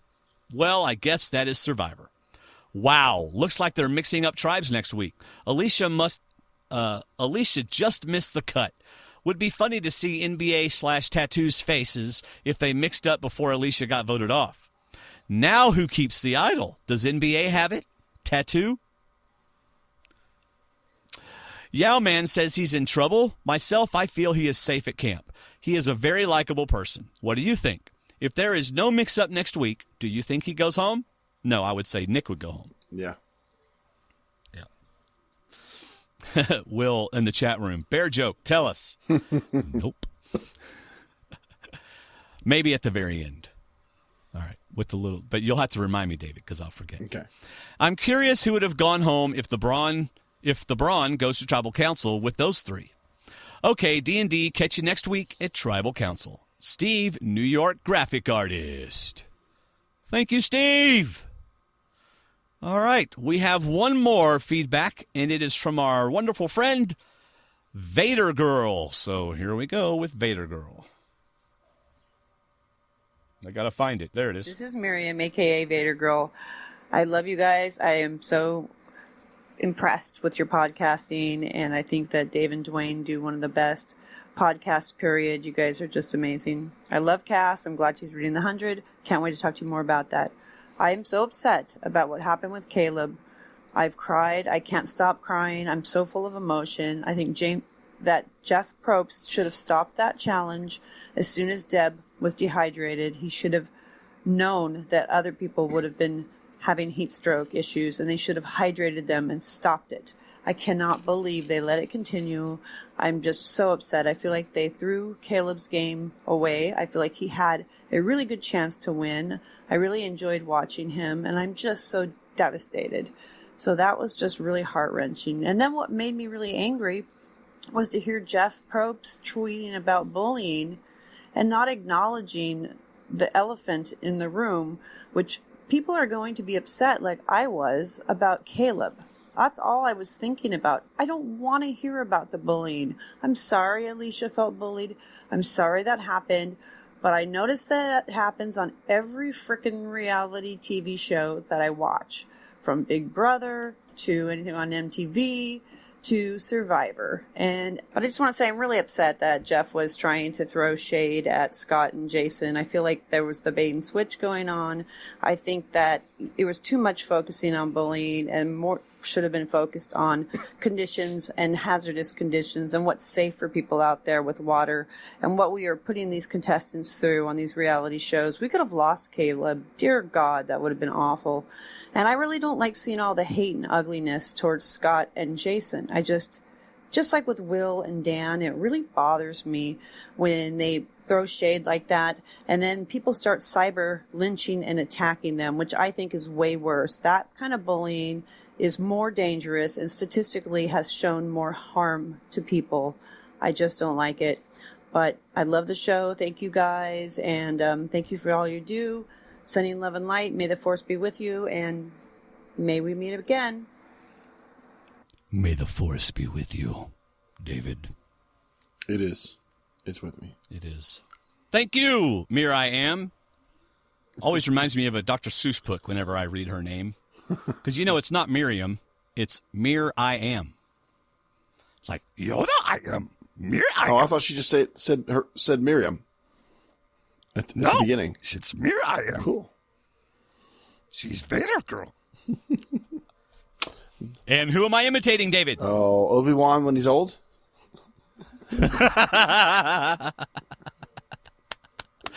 Ladies and gentlemen, it is time for... You write them. We read them. iTunes Reviews. Yes, that's right. It's time for iTunes Reviews. We have 2 new iTunes reviews this week. First one is from Casey Crafton. He gave us 5 stars and titled the review, Above and Beyond. And he wrote, Hold on, David's got his Yoda up. Well, wait, hold on, David. Hold on. Show that again. Oh, David wants to use his 15-foot cord so he can walk all over his room. Hurry up. You're the Phil. Wait, do that again? Fell, I did. I know when to stop. Fell, I did, Yoda. I fell, I did. All right. He wrote, stop the impressions. No, he wrote, He wrote, Survivor Talk with D&D is sent from the heavens. Here is where you get your really important news from two Survivor fanatic best friends. As you know, when D&D aren't pushing boulders and building skyscrapers, they are killing it in the podcast world and providing unique insight on the Survivor universe. Can't wait for the next one, guys. I feel like he thinks we're like Marvel comic book characters. You know, we're like superheroes. Pushing boulders and building skyscrapers? That's right. That's what I call knowing that your review is going to get read on the air. And I love it. I love it. I love it. I love it. Way to go. Next, we have Traveling Tina, 786. She's in our chat room right now. In fact, she's sick. She wrote in her chat room. She's sick. She gave us 5 stars and titled the review Survivor Talk with D&D. The reason why she titled it that is because she left it under our Movie Talk with D&D podcast. Did you hear me? Yes, I did. It was in the Movie Talk. I had to go find it. I saw you message it to her, yeah. Yeah. Great weekly podcast. Good guys, funny guys, respectful guys, and most importantly, interesting guys. Worth listening to and getting to know them. Thank you, Tina. Thank you so much. Leave us an iTunes review, and we will read it because iTunes reviews are a wonderful way to help people find us on iTunes, and, of course, we like them. And that, my friends, is iTunes reviews. We read them. iTunes reviews. All right, David. Now, David, you and Colton Cumbie do something every week. Would you like to share what that is? We just do a ranking each week where we rank the remaining castaways from safest to least safe. And we're using the Gordon Holmes scoring system where wherever we've ranked the person that gets voted out, we get points. And so if we had put Darnell as number 18, the first week you get 18 points. So, Right. And this week Colton had Alicia at number 1 because he's a fan. Yeah. So he only got 1 point for Alicia at that point. But he got full points for the other person. Yes, and I got full points for both, and I actually I gained 2 points on his 100-point lead. So Yeah, it was amazing. slowly but surely. But anyway, that's always a good read. You can check it out on our website and see how they did it each week. So stwdd.com, and then look up at the top. Actually, it's always one of the featured ones. So, All right, my friends, the best part of the podcast in some people's eyes, the part whenever Dwayne gets totally destroyed, although I'm not losing as bad this time. The Miko Challenge, an ongoing battle of memory power and observation skills between the two Ds of Survivor podcasting, David and Dwayne. Now mates, chivvy along, I'm off to see a man about a dog. Are we ever going to find out what kind of dog it is? I don't know. That's just a common expression in the UK. Oh, I completely forgot about this challenge until you mentioned it in the opening. Now I wish I'd finished my second watching. Meanwhile, you're telling me to shush. I'm trying to watch before we get on. Hey, Dwayne, the score after the second episode of the Miko Challenge is David, 23.5 points. Dwayne, 21 points. Boom! I'm only 2 points behind you. 2.5. Nice. I'm sorry, 2.5. Gotta have the half. Not much to say from last week because there was no Miko Challenge. Cass did a fantastic job. Since David got one more question this week, I recommend that Dwayne will start the first question for David. So guess what? I'm going first to you. Uh-oh. Here you go, David. Quote number 1. Stick with us, big guy. I'm going to say that was Deb talking to Peter. No, that was Dr. Joe to Caleb, my goodness. so he didn't pass out. So like every production member is going to be a candidate now for... Stick with us, big guy. All right, your quote number one. yeah. You ready?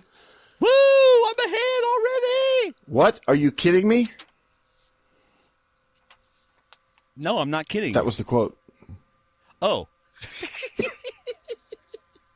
The quote is, what? Are you kidding me? That's what it is. We are some coughing fools tonight.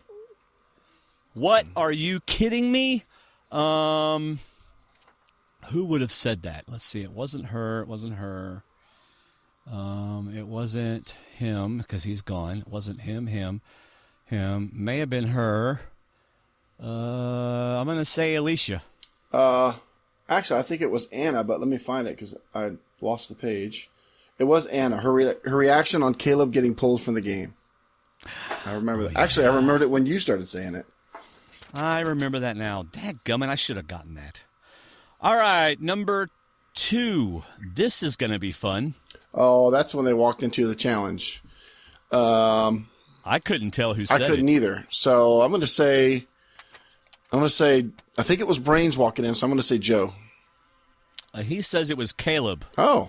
Right before the reward challenge, which would make sense. Yeah. So, let's see. Wow, the chat room has really gone on a little rabbit trail. Yeah, they do about this time. We usually lose them about this time. Yeah. So, quote number 2, take a breath.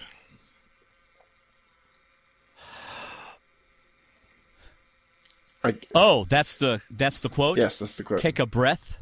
Yep. That was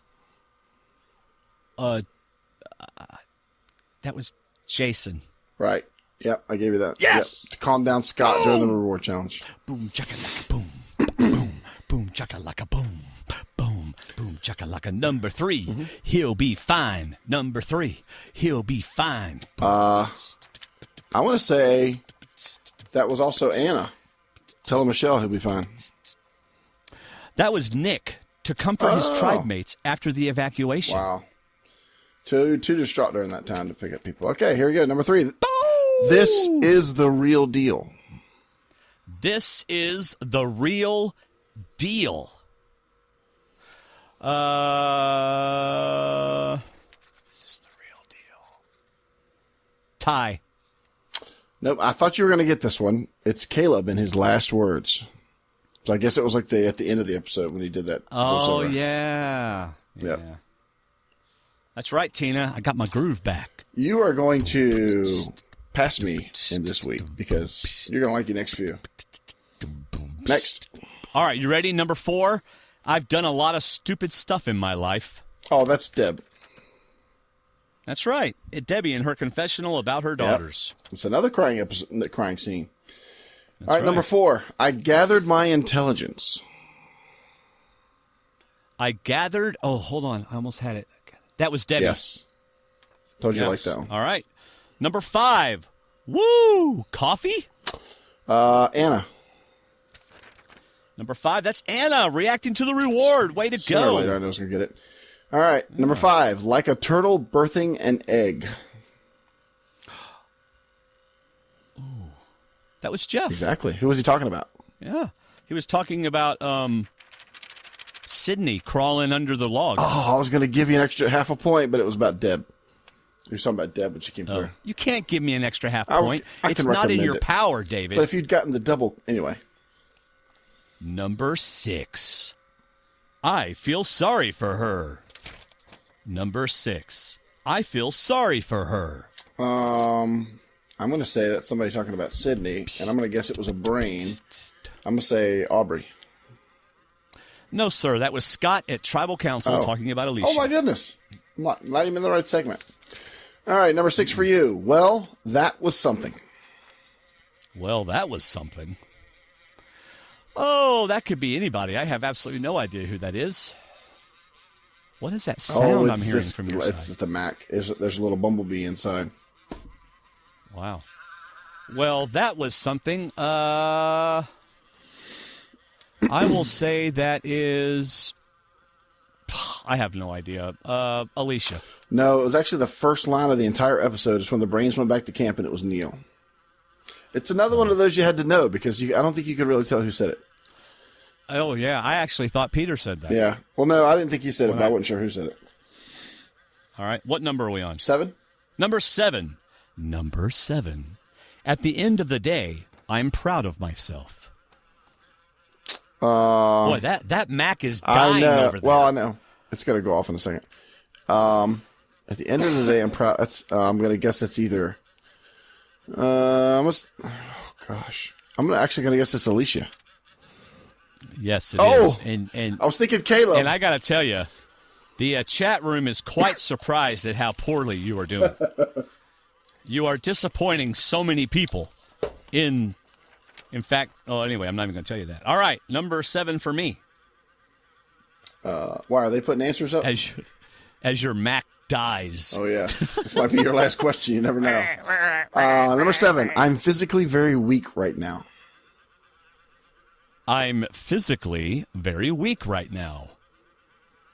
That would be all of them.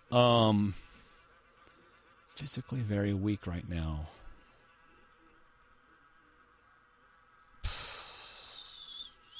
Gosh, I really don't have any idea. I'm going to say Alicia again. Maybe I'll get it right. No, it was during the recap from last week, and it was Liz. Ouch! That's not fair, Martin. That's tough. Martin.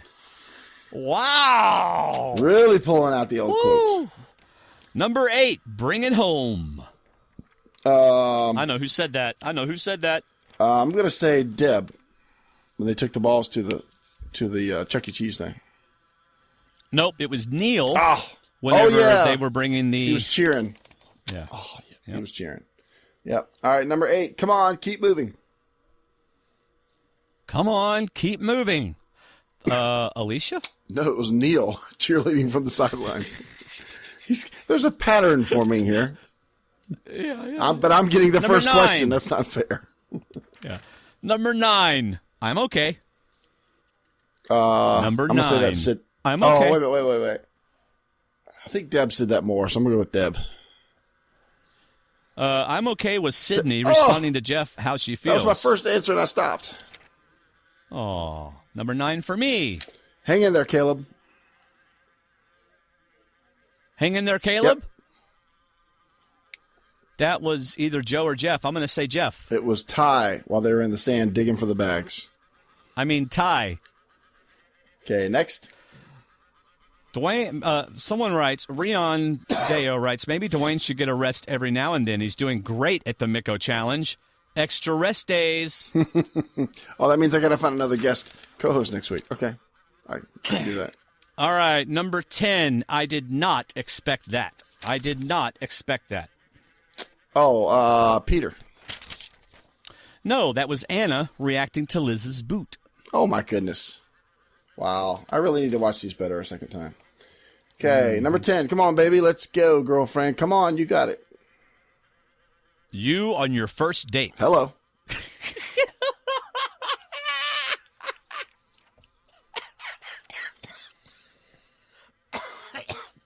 Please read that to me again. Come on, baby. Let's go, girlfriend. Come on. You got it. I'm going to say Debbie. Yep. She's the only person that would talk like that. Like her. Yeah. Number 11, I guess you would have to call me the mastermind. Well, that was Deb, but I think I was supposed to get 10. No, you're right. Yeah. Number 11, right. I guess you would have to call me the mastermind. That would be Who is Debbie. that? Debbie, that's right. Number 11, Alicia, just focus. Ooh, that was Jason. Ooh, that was Sydney. No, it wasn't. In the immunity it was challenge. Jason. It was. He said, "Shut the beep up and just focus." Dig. He said, "Just dig." She was. I think it was at the rope challenge. Sydney. Yeah, Sydney in the immunity challenge. Yeah. Now on the chat room, they're accusing you of drinking too many Coronas while you watch the show. Well, that's impossible. You're doing so poorly. That's impossible. I don't think you're that far ahead of me. Number 12. We still have a long way to go. Really? Compared to your number 12, we can tell who Martin's a fan of. Oh, stop We still have a long way to go. We still have a long way to go. I'm going to say it's Probst. I'm going to say it's Ty. Oh, I thought about Ty, but I don't remember him saying that when he first did his confessional. By the way, according to Tina in our chat group, there is a lot of talk of Ty's apparel, and that's all I'm saying on that. I said the same thing last night. I'm like, does he have anything other than undergarments? Because that's about all he's wearing. I just think he brought a cup. You know how the baseball players wear cups? That's what happened. All right, number 13. Number 12. You want your number 12? Yes, I do. Sorry, I got distracted. This is not me. This is a quote. I need a beer. Oh! Exactly. Oh, yeah. Was, please. Please. Oh, was that? Oh, who was that? Was that 3, Caleb? 2. No, it was not Caleb. Okay, Peter, you missed. Peter. Time ran out. You missed. You said Caleb. Peter. Okay. Number 13. Wow, I got an extra one. I guess he knew that yours was so easy. I need an extra one, even though I'm going to miss it. Rion says, please, board shorts for guys should be mandatory. And they were giving me the answers, but I already knew them, so it's okay. Number 13, for each correct name, you get 1 point. All right? For each correct name, you get 1 point. Number 13, third time is a charm. You had 2 weeks to prepare for this, so maybe, but probably not. You know what? For the last time, what are the 3 tribe names? I had them last week, all printed out and ready to go, and then we ended up not doing the challenge. Well, you got them now? Nope. You going to guess? Toe dang, toe long, and toe wrong. So I don't know. You were so close. It's toe tang. Toe tang. Chan Lo and Gondal. Whatever. Or Gandalf. You know what? As soon as Prope starts calling them by those names, I'll learn those names. But he has not been calling them by those names. Hey, but to be fair, he's giving you 3 opportunities. He's giving me, he would have given me 4, but I would have been ready on number 3, but I wasn't ready on number 4. By the way, good news. Buff USA just emailed me. I'm getting my tribe buffs, including the merge buff, tomorrow, and you're getting yours on Saturday. Cool. Yeah. Cool. And anybody that wants 10% off the buffs, you can go to on our website, go to one of the podcast pages or whatever, not on the main page, but go to one of the links, and you'll find at the top left, Survivor Buffs, 10% off when you use the promo code SurvivorTalk10. So there you go. All right, number 13. For each correct answer, you get 1 point. 3 at the max. Which jobs were shown in Debbie's confessional? What? Yeah. Which jobs were shown? So I guess when they put her name, they put her jobs at the bottom. They listed different jobs. So you get 3 point max. Engineer, chemist, and mom. No, it wouldn't be mom. And water expert. All right, you got 1. Chemist. The other 2 were waitress and civil air patrol captain. Okay. Rion, to answer your question, you can get previous season buffs on Buff USA. If they're available, yeah. Yeah, if they're available. Number 14, David. For each correct name, you get 1 point, 1 maximum point. How many rope puzzle pieces were used in the immunity challenge for 1 puzzle? Let's see. I'm going to say 10. This. The answer is 9. Because there was 3 and 2 at the fence. There must have been 2 and 2 in the water. Yeah, and the way I figured it out was there was 1 big long one in the middle, and then there was either 3 or 4 on each side. So I figured. Oh, I'm like Martin. It wasn't very good TV to follow that puzzle when they were being made. Oh, okay. All right. Okay. All right. Number 14. How many balls in total were thrown in the air in the transition from Jeff explaining the reward challenge to the actual competition? 10. No, it was 12. I actually got this one right because it was 6 balls per thing. And the reason I knew this was when I went back and watched this challenge, I almost stopped watching. But when it got to the end of the Dream Team, the guy had 5 balls in. He had 1 left to go. And I could have sworn Prope said that's 5 towards immunity. So I'm wondering, 1, was this an immunity challenge originally, or do they just call it immunity when the Dream Team's playing it? Huh. That's what it sounded like. He might not have said that, but that's what it sounded like. Right. All right, number 15. For each correct name, you get 1 point, 4 points maximum. I need them all. Who gave Jeff the immunity idol before the challenge, and who took the idol after the immunity challenge? Let's see. I'm gonna say. Let's say Anna gave it to him from the beauty, and Julia took it from him for the beauty, and then I'll say.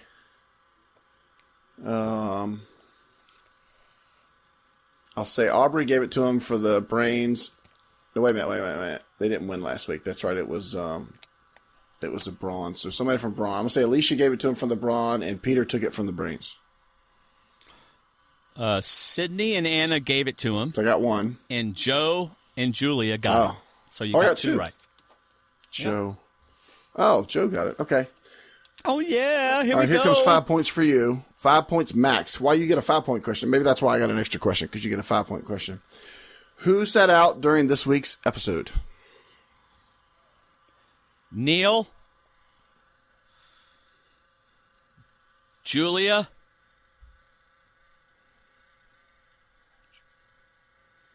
Anna.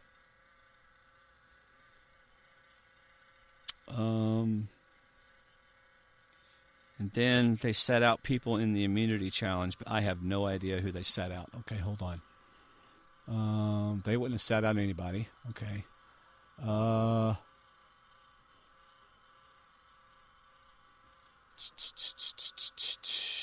Okay, one from Brain, one from Brawn, one from Beauty. Wait. Wouldn't there be 6 people? No, because Caleb was gone. Oh, yeah. That's right. And then I'm going to say, I've already said Anna and Julia. You can say them again.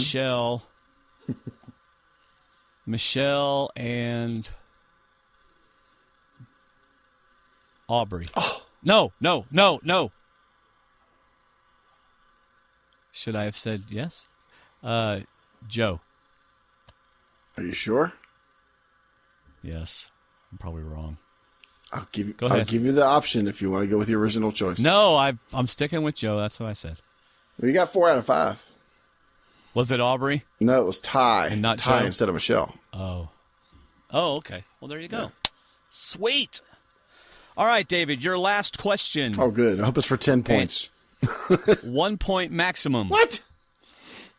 Well, we get the same options, same amount of points. Well, we don't get the same questions. Go ahead. This is so freaking easy. Who said the title of the episode? Science Deal Delivered was Jason. Yes. Bruce wrote, Holy Monty Hale, David. No, Holy Monty Hall, David. Are you sure? Haha. All right. So, yes, you got that one right. My turn. No, that's. Or do I not have another one? That was one? That was my extra question. Oh, okay, great. Wonderful. Thank you, Miko, for the Miko challenge. Oh, actually, thank you, Martin, for the Miko challenge. That's what I meant. Thank you, Martin. Thank you, Miko, for inventing it. Thank you, Martin, for continuing it. All right. We do not have the results for the D&D Survivor She said that challenge. the confessional count is not up, and she wasn't comfortable posting it without that, so we are more than happy to wait to hear about how my team is dominating. Absolutely. So for those that wanted to hear the bear joke, I will tell it at the end. But anyway, thanks so much for listening. You can get even more D&D by joining our always family-friendly Facebook group at stwdd.com/Facebook. And now we are at the end. And so I want to ask, do you like our show? Do you, in fact, really like it and look forward to it each week? If so, whoops. Oh, yeah. Then David and I want to ask if you would consider becoming a D&D patron. So what is a D&D patron? Basically, for as little as $1 a month, your patronage helps us make the show better, pay bills, and take our wives out on the occasional date to make up for the time we diss them on the show. For example, I went out there to get a drink of water, and my wife started talking to me, and I said, I don't have time to talk right now. Now, as a way of saying thank you to those who go above and beyond, we have rewards, or we like to call them patron perks, for different levels of support. And starting with the $2 a month pledge, David and I record a weekly 5 to 15-minute video called D&D Extra. It's like an extra on a movie DVD you buy, only it's Survivor Talk with D&D Extra. We talk a little bit more about Survivor before the next episode, and then whatever else we decide, usually some off-the-wall topic. David's got the topic for this week. So for those of you who are $2 and above patrons, you get to watch a little extra D&D during the week. We have other patron perks, but of course the big one is coming on April 3rd, a D&D patron-only conference call with us, Kelly Wentworth, Dale Wentworth, Jeff Varner, and one more of Kelly's friends. So, and all active patrons at the end of March will get the unlisted video address and telephone number, and of course active means that your pledge went through. So if you're still here, okay, good. Then did you know that we're Amazon affiliates? The easiest way to support our show at no extra cost to you is to simply shop Amazon using our Amazon links on our website or our Facebook group. Some people create a bookmark or make a shortcut on their desktop to stwdd.com/Amazon. If you don't use Amazon Prime, try it for free, 30 days. We have links to it on our website. So thanks for tuning into our show, subscribing on iTunes, Stitcher, and YouTube, and thanks for being part of the D&D family. David, now you know why I'm saving that to the end every week. Mm-hmm. But you know what? If you don't ask, people don't know it's there. That's right. Right? That's right. Do you have any final words on the episode? No, I'm ready to move on to the next episode. Yeah, me too. Me too. Little Better Call Saul talk. Just real quick. I felt like this last episode was more of a kind of a, we got to tell you these things to get to the next episode. Yeah. But see, remember how Lost would have those sometimes? You'd be like, this is a filler episode. Yeah. It was kind of like somebody's backstory, but I like the Mike character, though. I liked him in Breaking Bad, so I like following him. Oh, yeah. He's tough. Boy, he got pummeled. Is that all you got? That was good. Yeah. If I were him, I would have been worried that the police weren't coming. Yeah. You know? All right. All right. This joke is called the bear joke, and it's my son's favorite joke, my oldest son's favorite joke I've ever told him. I will tell you, it could be, I wouldn't let your 8-year-old hear it, or your 12-year-old, so it does have a little bit of suggestion in it. Mm-hmm. So there you go. Little fair warning. All right. Are you ready, Will? He's not even in the chat room anymore, but here it is. So this guy goes hunting. All right, he goes hunting for a bear. Do you remember this joke, No, David? Not yet. Oh, good. Guy goes hunting for a bear, and he's hunting for, what's the smallest bear? Like a little brown bear. A baby right? bear, yeah. A small bear. No, he's going for a brown bear, Okay. right? So he's out hunting for a brown bear, and all of a sudden, this bear comes out. This huge, what's like the really biggest bear you can think of? Just a polar bear. Okay. Right. Polar bear comes out and says, "Stop hunting for the baby brown bears." And he goes, "Why?" And the big bear goes, "Okay, I caught you hunting. I'm telling a horrible joke. Okay. I'm going to start over. Zip, zip. Guy goes out hunting. He kills a brown bear. Oh, that's it. Okay. After he kills the brown bear, the big polar bear comes out and goes, "You just killed a brown bear. I give you 2 options. 1, I kill you right now. Or 2, you let me have my way with you and I let you go." So the hunter decides, well, I don't want to die, so go ahead and have your way with me, big polar bear. Mm-hmm. All right. The next year, the guy decides to go hunting again. And he goes hunting and he kills a little bigger brown bear. Polar bear comes out again. "It's you again. I give you 2 choices. 1, I kill you right now. Or 2, you let me have my way with you." And the hunter says, okay. I don't want to die. You can have your way with me. All right. 3rd year, hunter goes out into the woods, kills another bear. Polar bear comes out and says, "You don't come here for the hunting, do you?" By the 2nd year, I started to remember the joke. "You don't come here for the hunting, do you?" All right, everybody. Thanks for watching. Thanks for listening. If you came on early, we always have pre-show going on. That's a lot of fun. Oh, by the way, David, look at our new pre-show. That looks a lot better, doesn't it? Oh yeah. See it? Sweet. David. He sent it. He sent it to you while we're on the air? Yeah. Nice. Sweet. Yeah. All right, everybody. Thanks for listening. We love doing it. So glad that you came and watched. Have a great night. Bye, everybody. See ya.